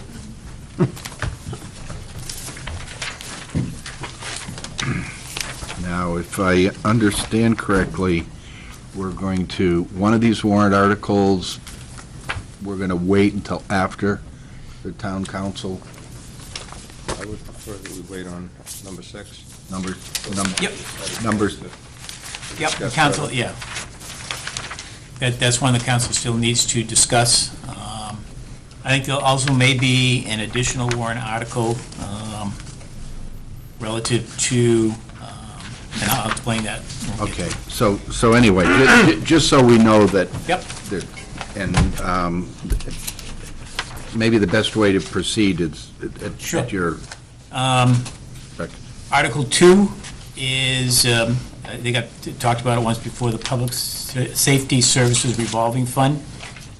This is for police details, and what would happen is the revenues that we receive would go into this fund, and the wages for the officers would be paid from this fund. It's not part of the budget. We can get away from, if we can spend $100,000, or we can spend only $10,000. We don't have to run it through the budget, we don't have to impact it in any way. The administrative costs will stay in and accumulate over time, and then we can take it out at some point and either apply to it taxes or buy a police cruiser or something like that at some time in the future. You may want to make a note on line 3 at the end of the line on the right-hand side. The third word in is fund. Oh, yeah, thank you. Might be fun. Yeah. Well, it is. Now, because there is no appropriation, the Budget Committee doesn't have to act on that. That's correct. Well, it'd be great if you did. I don't think so. I think we should follow the law and act on items that were. And that's, and we'll accept that. But as always, Well, your that- assistance is greatly appreciated. And that can certainly be our conversation, too, and I Yep. understand what you're saying, because I do think, my 2 cents is that I do think that the voters who have requested, given us the honor of sitting on the committee, would like to have the advantage of our opinion. I think I want to read the statute again before I comment on it. I understand, but again, the point being that we have a trust given by the voters. Okay, Article 3? Article 3 is to establish the Ambulance Services Revolving Fund, in which we will appropriate $45,000 of the revenues or fees that we receive when we respond to medical emergencies. That will be used for the purchases of future ambulances and equipment. So on a yearly basis, $45,000 would come out of the fees. We receive approximately about $75,000 at the present time. And now they just go into the general fund? They go into the general fund. What's the benefit of this allocation? Well, it's that it's $45,000 less in tax dollars that we'd have to raise.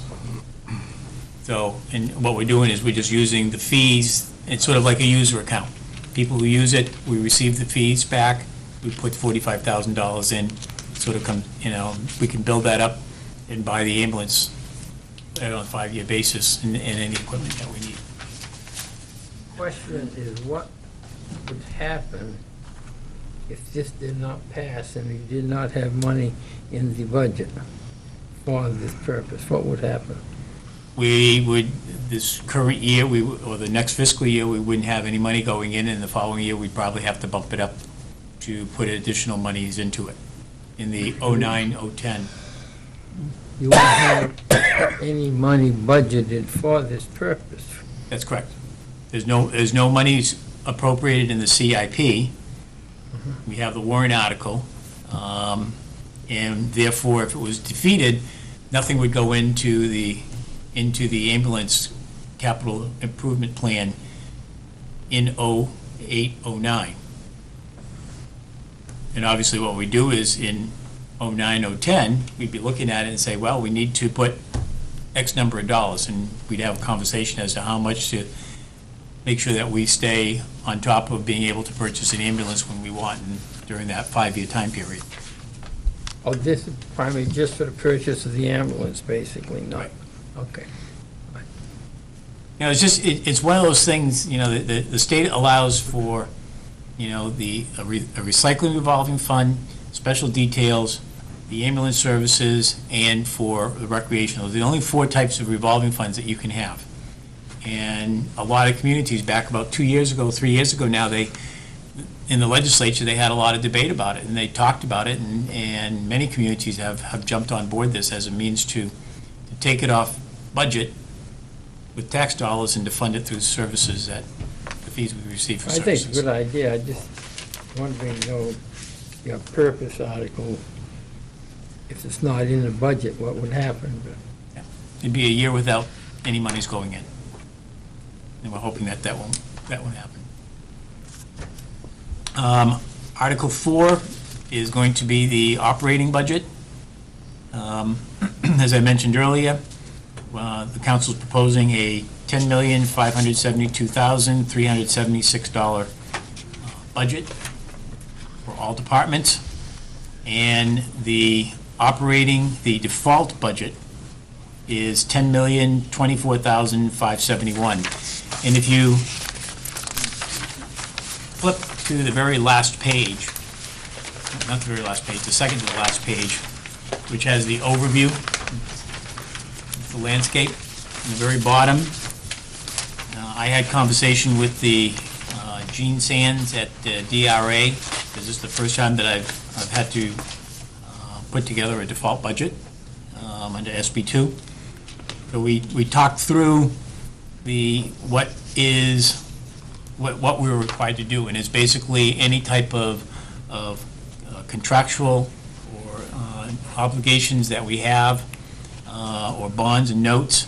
So basically, we have, as I mentioned, I guess last week, we talked about the fact that we are going to be looking to secure a bond for the DPW Fire Rescue Squad building. We anticipate there's going to be a $30,000 increase in what we need to set aside. So that's the first item. Our increased costs for the health insurance is about $165,195. Increased cost for property liability is $4,950. Our retirement costs are $41,210, more than last year. Our life and disability is $2,961. Our workers' comp is $7,776. And the second year of the union contract with the police department is $86,391, which brings it to a cost of $10,024,571.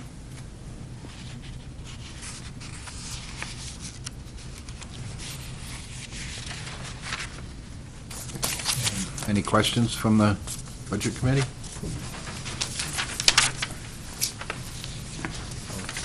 All set with that one?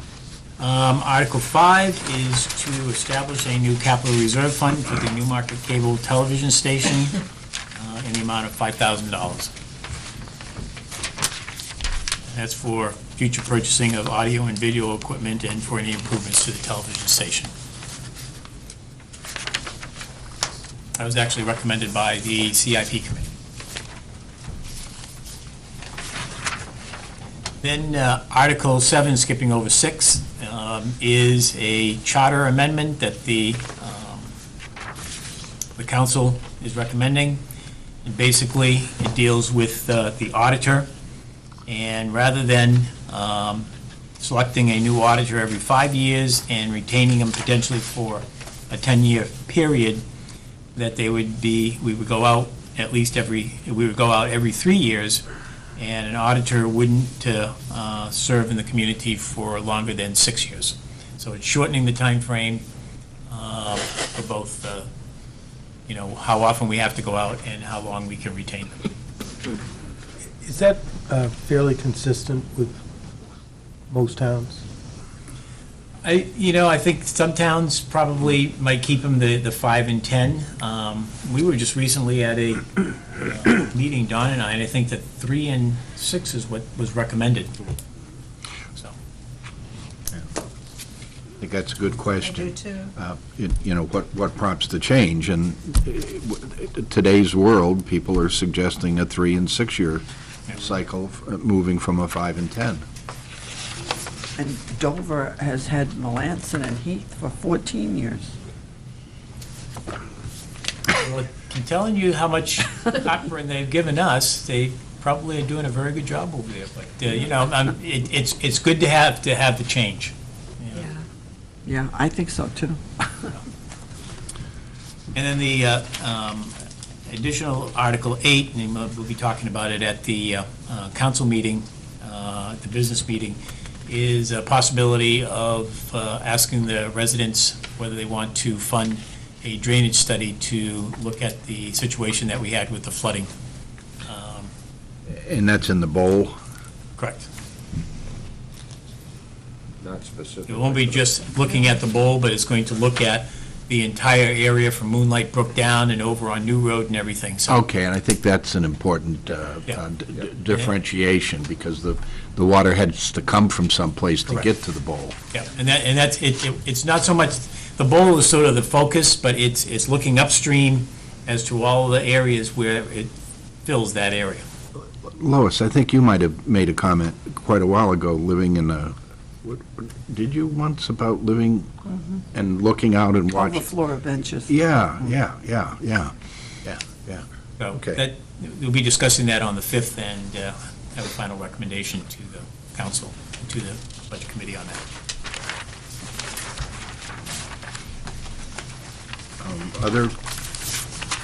Any That's other it. questions on the articles? Yes. I was asked a question, and therefore I have to ask you. You hired a new person in your department, and the question that was raised to me was, why was that not put on as a warrant article? What I did was, based on what you've seen as far as what's happened in the finances in the last year and a half, I brought that to the council, requested a new position. They agreed that the urgency of getting somebody in far outweighed what they had done in the past. They fully intend any new positions to be on warrant articles, but they felt that this was an exception because of the immediate need for it. And Mike, if you want to, there's something you can add to it. We did have the discussion mentioning that, previously these issues had gone to a vote, but understanding the situations that we were in, we needed to get them fixed, and some of the things that Don was doing, technically he should not have been doing. He was almost checking himself, which isn't a good practice in the accounting world, I guess. So the council did decide to go ahead and do this and get this individual up and running, which I believe she started at the beginning of February, was it? Yes. Yes. As opposed to waiting until beginning of May and then not really having someone on board until next fiscal year. And we looked at other alternatives, like bringing somebody in as a temp Staffing through alternatives. a consulting or a temping, and they wanted like $75, $80 an hour for somebody to come in.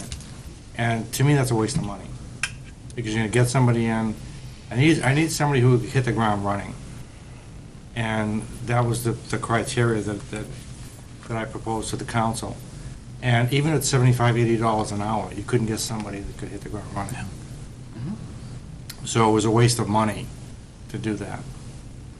I guess that brings up another question, that you look at all the towns around here, because of the snow removal and everything, everyone seems to be thinking they're going over budgets, and they're starting to cut back here and there, freezing hiring and cutting back on jobs they plan to do.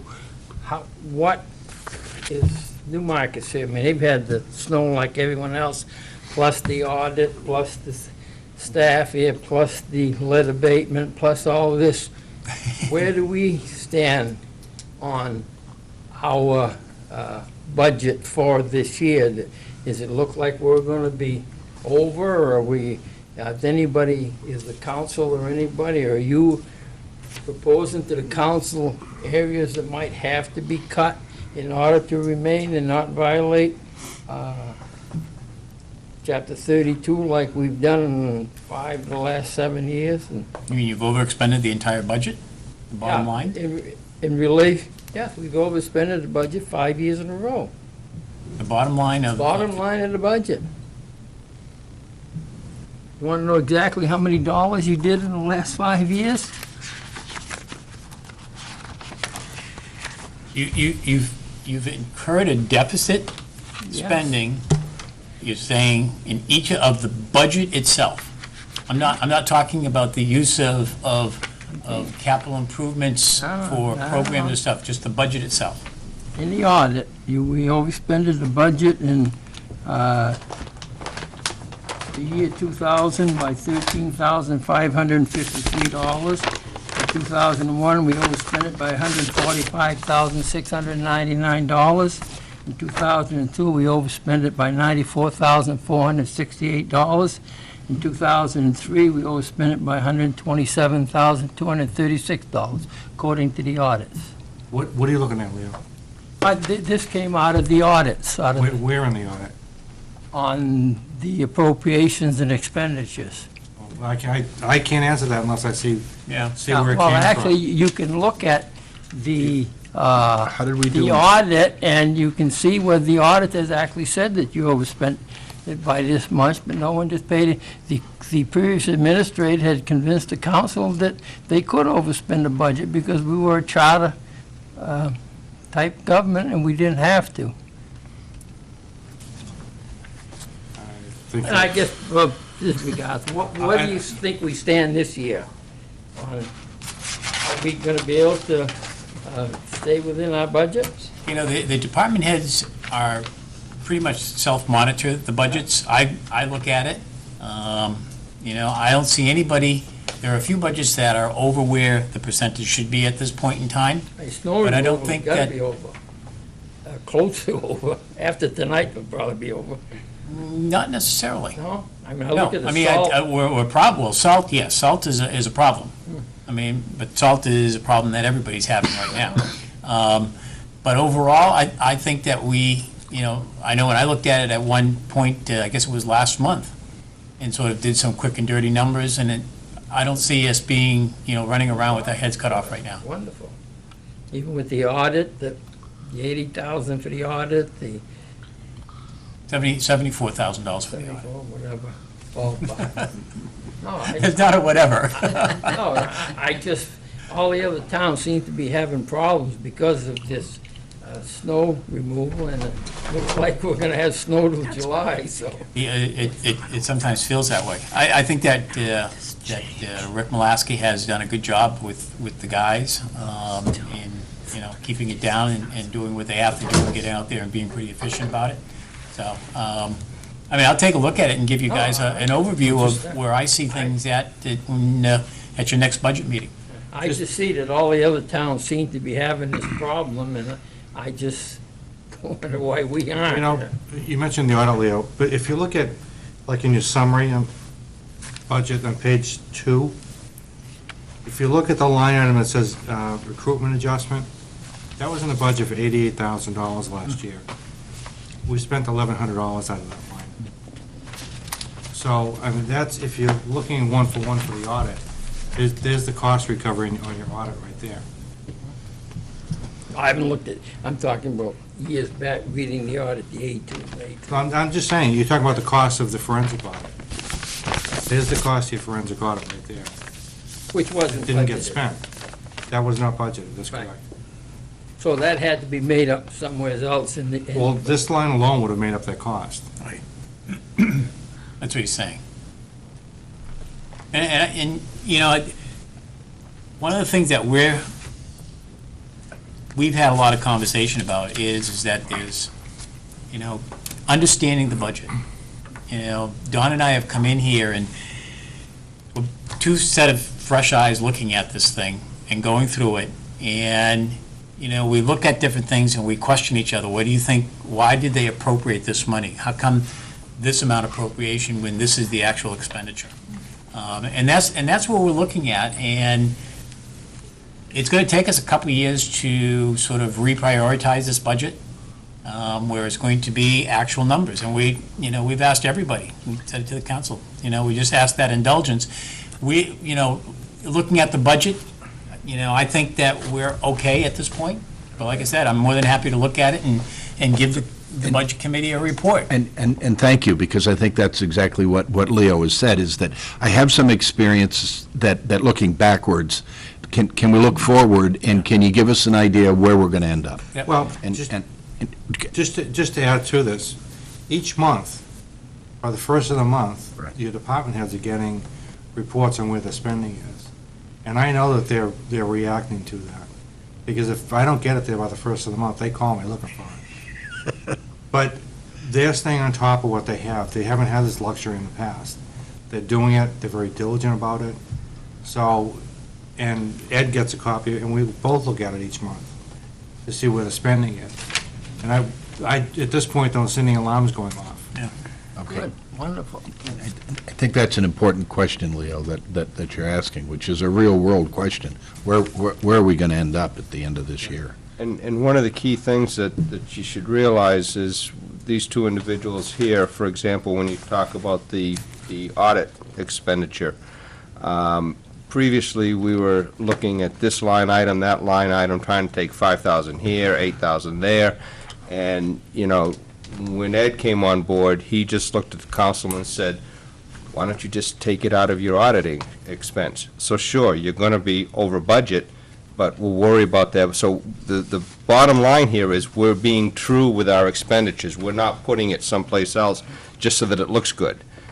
Yeah, we'll be way over expended, but we'll know that we did a forensic audit that cost us $70,000+, and we won't have to budget for that next year. So, you know, it's a lot truer with what you're looking at for actuals and what hopefully going forward we'll be looking at for expenditures.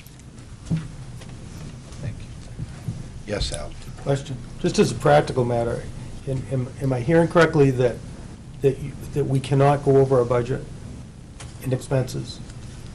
Yes, the bottom line is the bottom line. So, not only do you have to know where you are, you have to know anticipated expenses, which is kind of difficult, and you have to make sure all the expenses are booked into the right year. So you've got to have a margin in there that's, I assume, to be on the safe side. And you're not going to come out to the penny on your overall budget. So do you keep a margin in there? How do you make sure that you don't go over? Well, you know, What are we paying for? Well, what I try to do is that, yeah, I mean, I look at the budget now, you know, I take a highlighter and I say, okay, you know, we're halfway through the year, so 50% of the budget is expended. And I look down that list and I'll say, okay, I've got this budget at 53, I've got this budget here at, you know, 62. But I look at what that department represents. If I'm looking at bonds and notes and I see it's 100%, I'm not going to worry about it because I'm not going to have another single dollar spent out of that. But if I'm looking at Public Works, or I'm looking at police, or I'm looking at even town administration, and that's 60%, what's driving this? What's going on here, and what are we going to be doing about, you know, scaling this back? Maybe it's just because we bought a bunch of X, and we're not going to be doing that the rest of the year, and by the end of the year, we're going to be coming in at 90% of the budget expended. So, you know, you have those conversations with people to understand what's driving that, so you can at least feel a little bit comfortable. When I run a quick and dirty scenario at the end, I know I'm going to have X amount of dollars left over at the end of the year. So it's just a matter of watching it and you know, taking care of the business and asking questions from the department heads, what's going on. Do we budget, you know, sort of, in each department, we want to take $30,000 and slush it away. No, we don't do that. We don't, you know, questions are going to be asked by me, by the council, by the budget committee, and by ultimately the voters saying, you know, what's going on here that, you know, every single year you have $60,000 in your department. Can't we scale it back a little bit, you know, historically? You know, you know, Don has said you can't look at the numbers from the prior year and feel comfortable that they, you know, they're there. So we're doing the zero-based budgeting. You know, as I said, the department heads are looking and they're saying, I can live with what I had last year, and that's what I'm putting in. You know, we're going from there, so.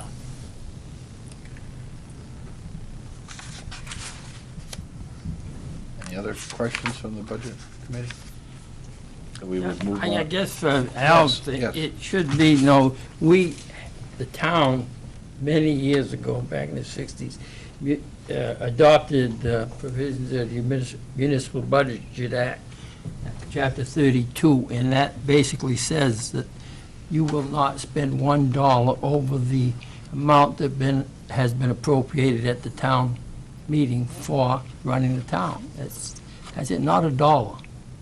And that's what the administration has got to Live by. live by. It's, I didn't understand that. that's Chapter 32 of the Municipal Budget Law, Section 3211.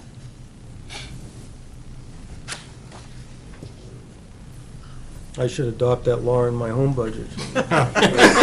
Okay. Only if you intend to follow it.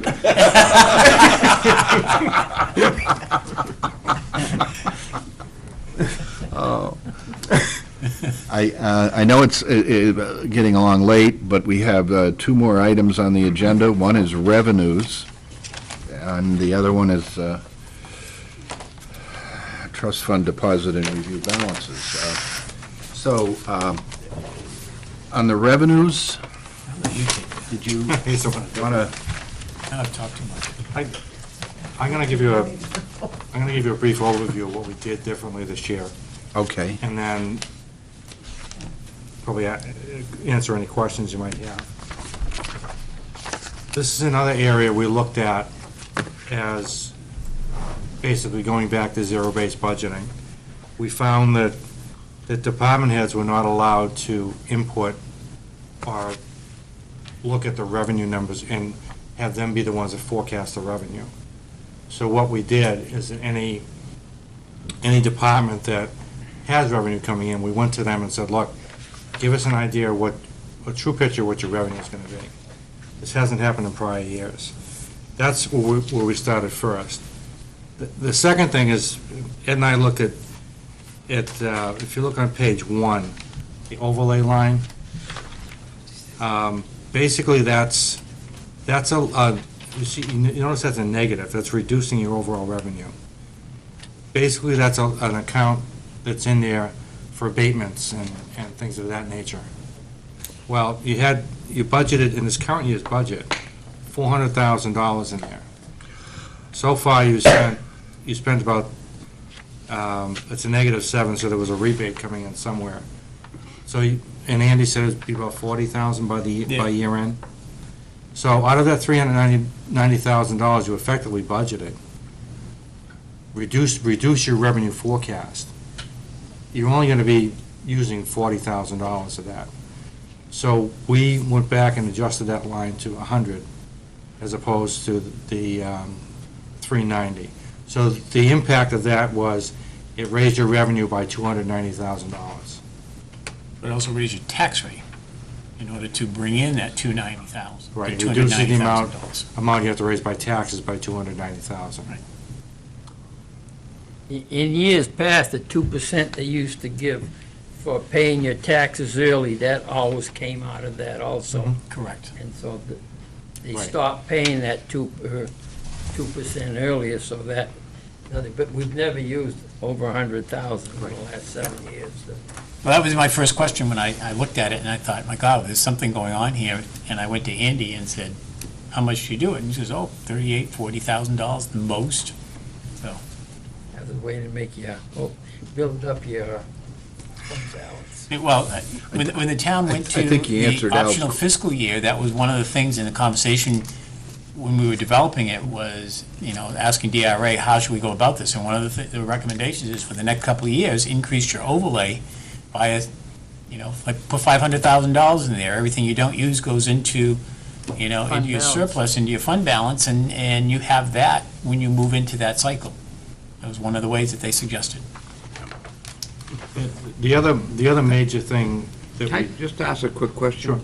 Just to help me understand this, 'cause it's the first time I've seen it. Just take the very first line, land use change tax. It says you budgeted last year 45,000. So far this year, you've collected 12,000. Mhm. And then you're budgeting again 45,000 next year. Where, since we don't have any other actual numbers, Is that 45,000 realistic there? No. Okay, because there's hardly any land going in current use anymore. And this is basically the 10% penalty if you take land out of current use for development. You have to pay a 10% penalty. Is it 10%? To the town. In other words, if you've basically been paying 40,000 and it's 400,000, you got to pay 40,000 penalty to the town to take it out of current use. And that, a lot of farmers and whatever put all their land in current use, they had 50 acres instead of, they put it in current use and paid a very low property tax for year after year after year. But when they take it out of that, then they have to pay this 10% penalty on the selling price, and that's where the money came in. And I don't know if there's going to be much development in the next few years where your land is going to be coming out of current use, so I would doubt that you're going to see 45,000 coming Well, out. I think, I think for both Ed and I, we don't have the expertise and the history of that. That this is probably a good guess for right now. And certainly when we go through another cycle, we can just change that number to what probably might be a better number. In addition, one of the things we're required to do when we go to set the tax rate, they're going to ask us for a revised revenue estimate. Yeah. And we'll be able to look at what's been happening, and, some of them will go down. This might be one of those lines that goes down, but we have several other lines that go up and cover those costs. Like yeah. building permits, another one that I think that may fall in the next couple of years. Go ahead, Bill. Bill? I have a question on page 3 about the downtown tip tax revenue and taxes total. It's 976,599, They doubled that. and they doubled it. How? And that's Yes. a mistake, isn't it? It's for, if you look in the budget, the TIF budget, we have in there the cost for the purchase of the Riverdale, the Eagles, and 1 Prescott Street. So that's money that will come back into this to cover that, so that it's not by Double? taxation. But it shouldn't be doubled, Ed, look at What's it. it double? It's not double. There's There's a line item and then a total right below it. Right. So you're suggesting that It's a wash. the difference between the 254 last year and the 976 this year will be revenue that comes back in when the property, If from you look property at, sales? if you look at your budget for your TIF, you'll find out that 976 is your budgeted number. If you budget that number of expenses, you're effectively saying that you're pulling money out of the TIF district. You get something stupid here. You get the tax revenue is 976. Right. Tax total is 976. For the TIF.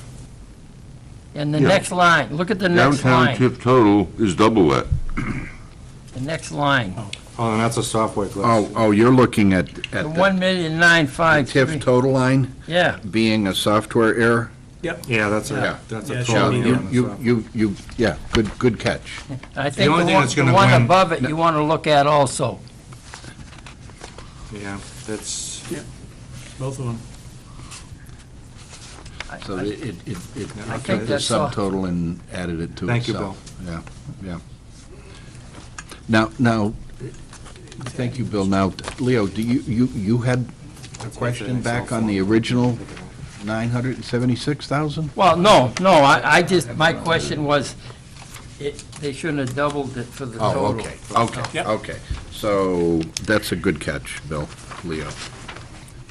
I guess if we're talking about this, I see on page 2, you still have police details and under your revenue, and that will not be there next year if the warrant article passes, is that right? That won't be part of your general fund revenue?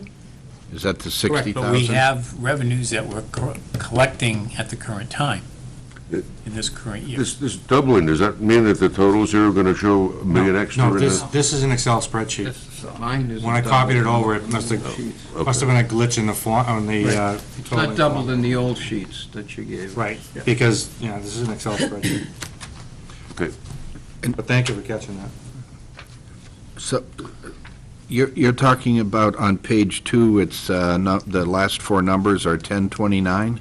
Yeah, basically, I'm looking at both ambulance receipts and police extra details.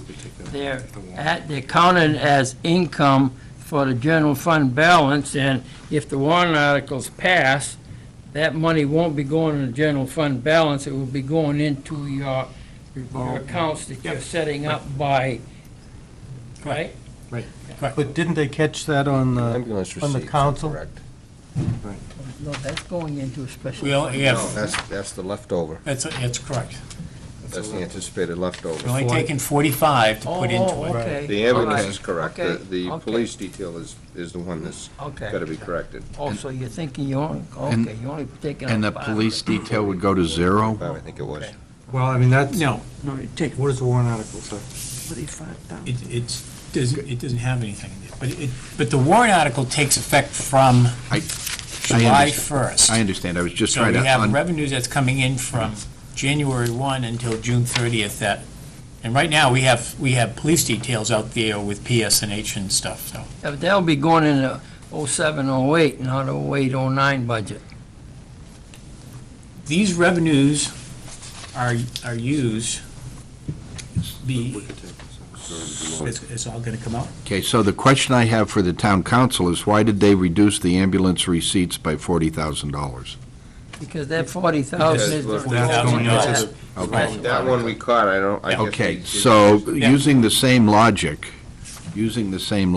there would be a reduction to the police detail receipts also. All of the Well, police details. See, and just hear me out here for a second.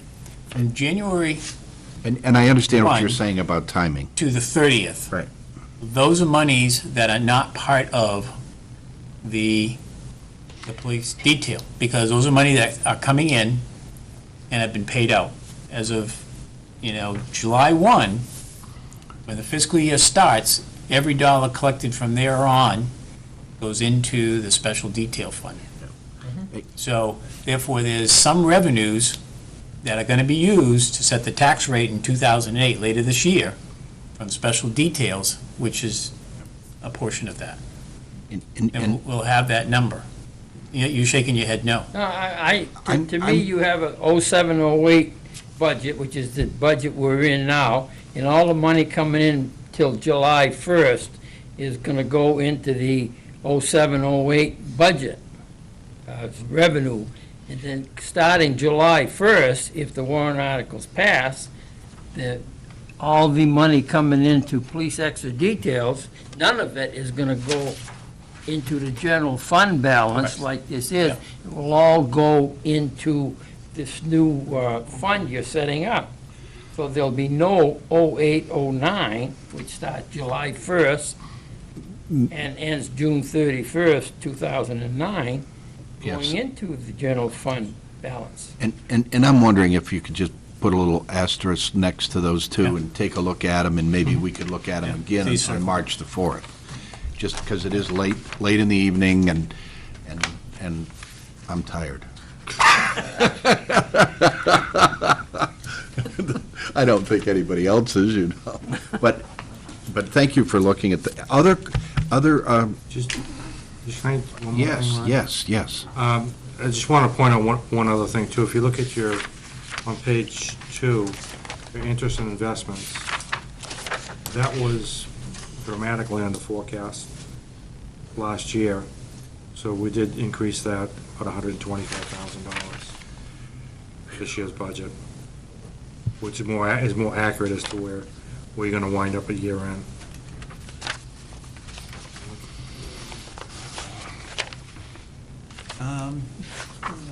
Okay.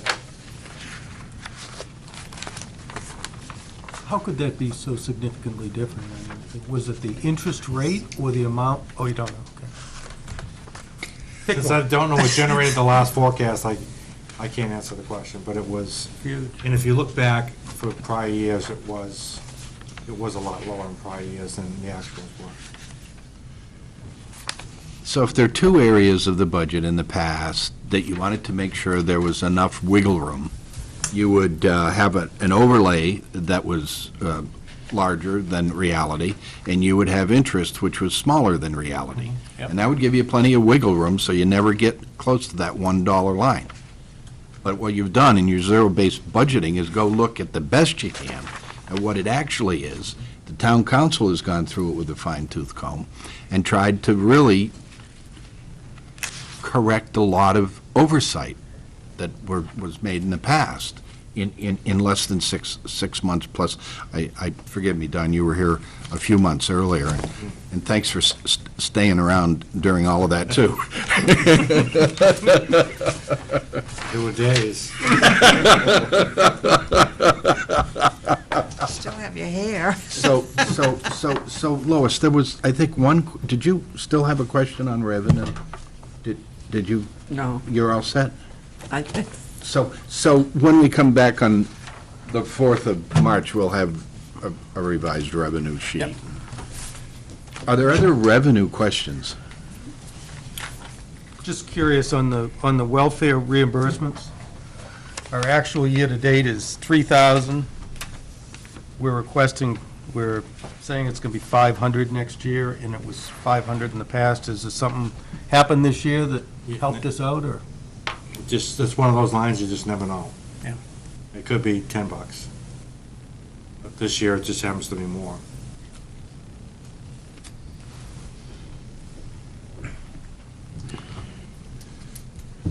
Are there other revenue questions? Are we? Got one. Yes, Mike. Just, Don, can you explain on page 2, sale of municipal property?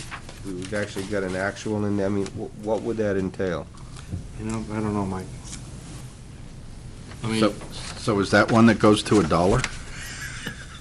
I'm not I sure. can what understand the rent of municipal properties, because we do rent some properties, but There was something in there, but I forget what it is. Let me look it up and I'll let you know. Good question. When I see it, I'll say. call me. Tonight. Yeah, before you go to bed. Property, could this be a vehicle or a piece of equipment or something? It's probably something like that. That's true. So it's not a building or actual property? Well, if you're selling buildings for $3,000. Yeah, I know. That's what I'm asking, you know? Yeah, I would imagine it's probably a piece of equipment. Yeah. Other revenue questions at this time? So the last item on the agenda is the committee discuss trust fund deposit and revenue balances. At the request of Leo, I don't know, do you want a copy of this? Oh, absolutely. Could I ask you to? On television, I can't say what I was going to say. Just question to you, Don, do you know whether the water and sewer fund money is in this balances? Well, let me explain to you. Okay. All right? This is the statement as of January 31st, okay? And the only balance you really need to look at, we went over the beginning balances, et cetera. The withdrawals are just the money that are being invested in CDs. The ending balances, much like he was talking about tonight and a few things, you need to leave something in there for the account to remain open at the bank. That page 3 are the balances, the amount of the CD deposit, and the total deposit. There's money in checking account, CD deposits, and then the total balance. Page 3? Right. Well, it will be marked page 1 on this thing because all right, but it's page 3, actually. The next is a breakdown of the money that was given to the trustees to put in the various accounts. It was supposed to be $1,055,418. But in point of fact, and I'll come back to this page, if you look at the very last page, you'll see a check for $850,000 odd dollars. And the difference between the two is the $204,000, which was already expended, which represents road construction. So you have to take the amount plus the balance on the front, add them together, and that's the total amount of money in the trust funds. Do you follow me? We didn't have, Ed Pelzar does not have any machine in his office that he can print these out for us, and the bank only does it at the end of a term. So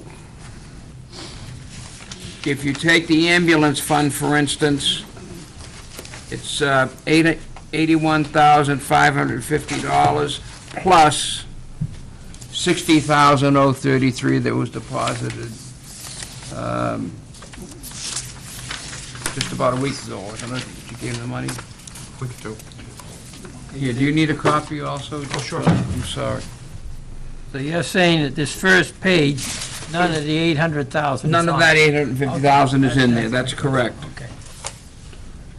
So, if you look at the page that has the breakdown of the 850,000,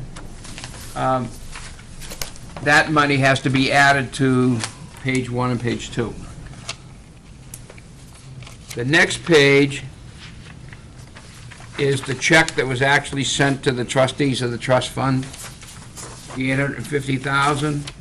And the very last page is the letter from Don with an attached check of, it was written in as $1,055,418, but then it was changed to $850,841. The difference, I believe, is the expenditure for roads, if I'm not mistaken, or whatever. I thought Road that, construction, $204,000 that was expended this year. I thought all those capital reserve funds never went into the, we had the two sections, the capital reserve funds, the money that would be put in for future expenditures, and the money that was gonna be spent that coming year, like roads and whatever, and I thought there was never any intention that that money would ever go into the. Well, it didn't. Huh? It did. No, I know, that's why I don't know why they talked about the 1 million, if that, if Well, that 200. that's because I made a typo on the letter. Oh,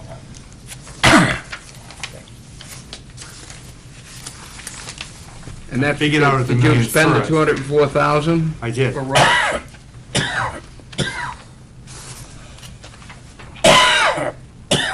Excuse me. Are there other questions on the summary of the trust fund activity since the last presentation? To thank Rick and Leo for their work on the CIP.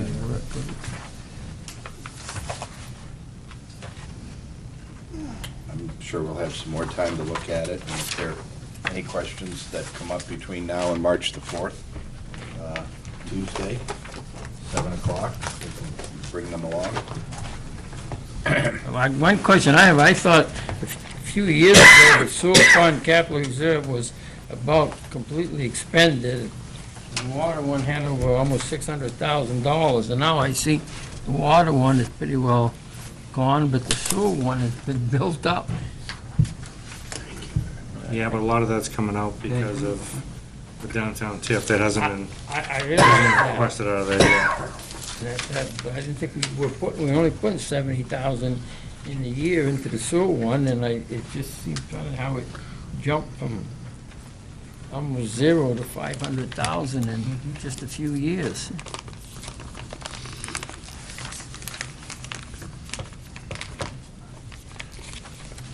Now this, again, that brings us back into the discussions we had in this, when we had the CIP meetings, was this road improvement, one that you have $78,755, and there was question whether that should have been in the capital reserve fund. That was one of those that was supposedly expended, year to year to year, and last year they cut Ricky off on road repairs. They said, your money's all gone, stop. And there was still 78,000 left in this account, and there was a question of whether it should be in this account or whether it should have been in the annual expenditure accounts. That, I guess the question you people should ask is whether even this 78,000 should be in here if it was meant to be an annual expenditure account, right? Well, you budgeted for it two different ways. I know we did. One is an expense and one is a capital reserve. Right. And my understanding, based on going with the council on this, during this budget process, is the intent was that if they didn't spend it all, then it would stay there in case they needed it. And I think that that's what's happened. They also talked about level funding, didn't they, if I remember correctly? Yeah, That's why they we wanted to talked keep about it a lot in of the things, capital. yeah, but- For the budget, they wanted to keep it more on a level basis, and those numbers could jump on an annual basis.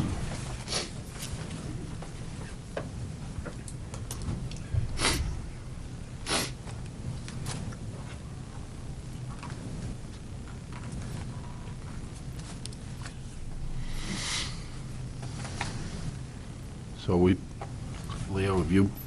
Well, I get the only, I don't know what you want to get into this, but no, basically the CIP, the difference between the CIP that the council has recommended and the CIP that the CIP committee recommended, that 40,000 basically is, the CIP committee was sort of recommending 341,000 for road repair, which is less than the 380,000 they had last year, and the council cut the 41,000 out of that basically and put it into the recreation fund. And basically, if you look at the recreation facility fund, that it's 675,000 in there now, plus what is being put in, which is probably brings you up to the 700 and something thousand.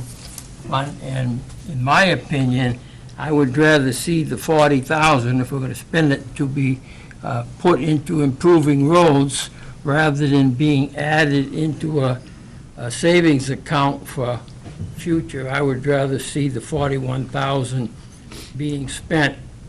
We're going to be spending way less for roads this year than we did last year, and But they were spending 720,000 of that this year in '08. They had money put aside, remember, for the lights, for a whole bunch of different things, for the fields. the only thing they're talking about, Mike, you can elaborate on that, what the council is basically looking to spend out of that fund this year? This year, they're looking for irrigation, they're looking for fencing, they're looking for Backboard. sod. Billboard. They're going to retrofit the B field, and a lot of these expenses are not going to come out until either the very end of this fiscal year or in the fall when they do retrofit B field. But there's a substantial amount of money. The lights, they're in there, I believe, between the two fields, there was 300,000 for the lights. That has not even been brought to the council at this point. I thought what you're getting RFP for was about 160, 170,000 estimate. No, that's what we've got for just the fencing and the irrigation. I don't believe they've even got an engineer out on the B field yet for the retrofit.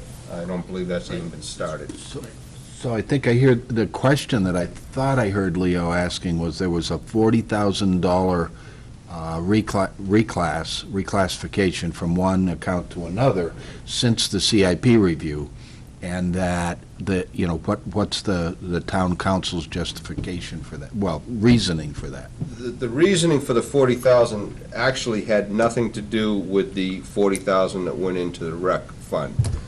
This 40,000 reduction was an afterthought as we were, as it was with some of the training funds that were there. It was more of, okay, we're at this point, we gotta get to this point, where can we take it? Okay. And that's where the 40,000 came. So- And actually, the original number was, I believe, 65 that was going into the rec, and they trimmed that back an additional 25. So it's just a coincidence that it looks like it Yeah, came out of yeah, one and yeah, went in the other? definitely it is. Yeah, because definitely. they were not done at the same time. Okay, They were okay. done So- days apart. Yeah, and the council's druthers would be that they really wanted to put more money into the CIP, but they were looking at everything and said, okay, we really need to scale this back. Well, we were looking at what the CIP committee had actually said is where they wanted to stay under this dollar figure, and that's what we attempted to do. So then in aggregate, Leo, the town council stayed under the Yeah. number? Yeah, and Okay. I'm just saying, no, basically, the budget committee is going to have to make a recommendation Right. to the town meeting as to whatever, and the question of what our recommendation is, whether we're gonna go, whether the budget committee is gonna go with the CIP recommendation, or whether they're gonna go with the town council recommendations. That's basically what it is. That's what we are required to present to the voters. Thank you for that clarification, both Mike and Leo. It's 10 o'clock. Is there other business to come before this committee? Now, we're meeting on March the 4th, Tuesday, 7 o'clock. I've lost track, and our agenda will be to take action on the final warrant articles. And we're going to, the questions that have come up today, the review of the revenue, and did we have anything on the spending side that we talked about in the 2 meetings or so that I've been absent, plus this meeting? What is the latest date that articles can be put on the town warrant by petition? The last date is March 11th. March 11th, okay. Any other business to come before so I can just say, have a safe drive home? Is there Make a anything you motion need, to adjourn? is there anything you need from me for the next Second. meeting? Just the revised revenue, you're going to look at those? Yeah, I'll fix the spreadsheet. The formula. And Rick has a motion on the floor to adjourn? I second She it. seconded it. Nope, and a second from Lorraine, all in favor? Aye. Oh, and they're all going out the doors, they're saying that. I want to thank everybody for coming out in inclement weather. It's actually quite nice in here. Must be raining now. Shut that off, because I want to ask you a question.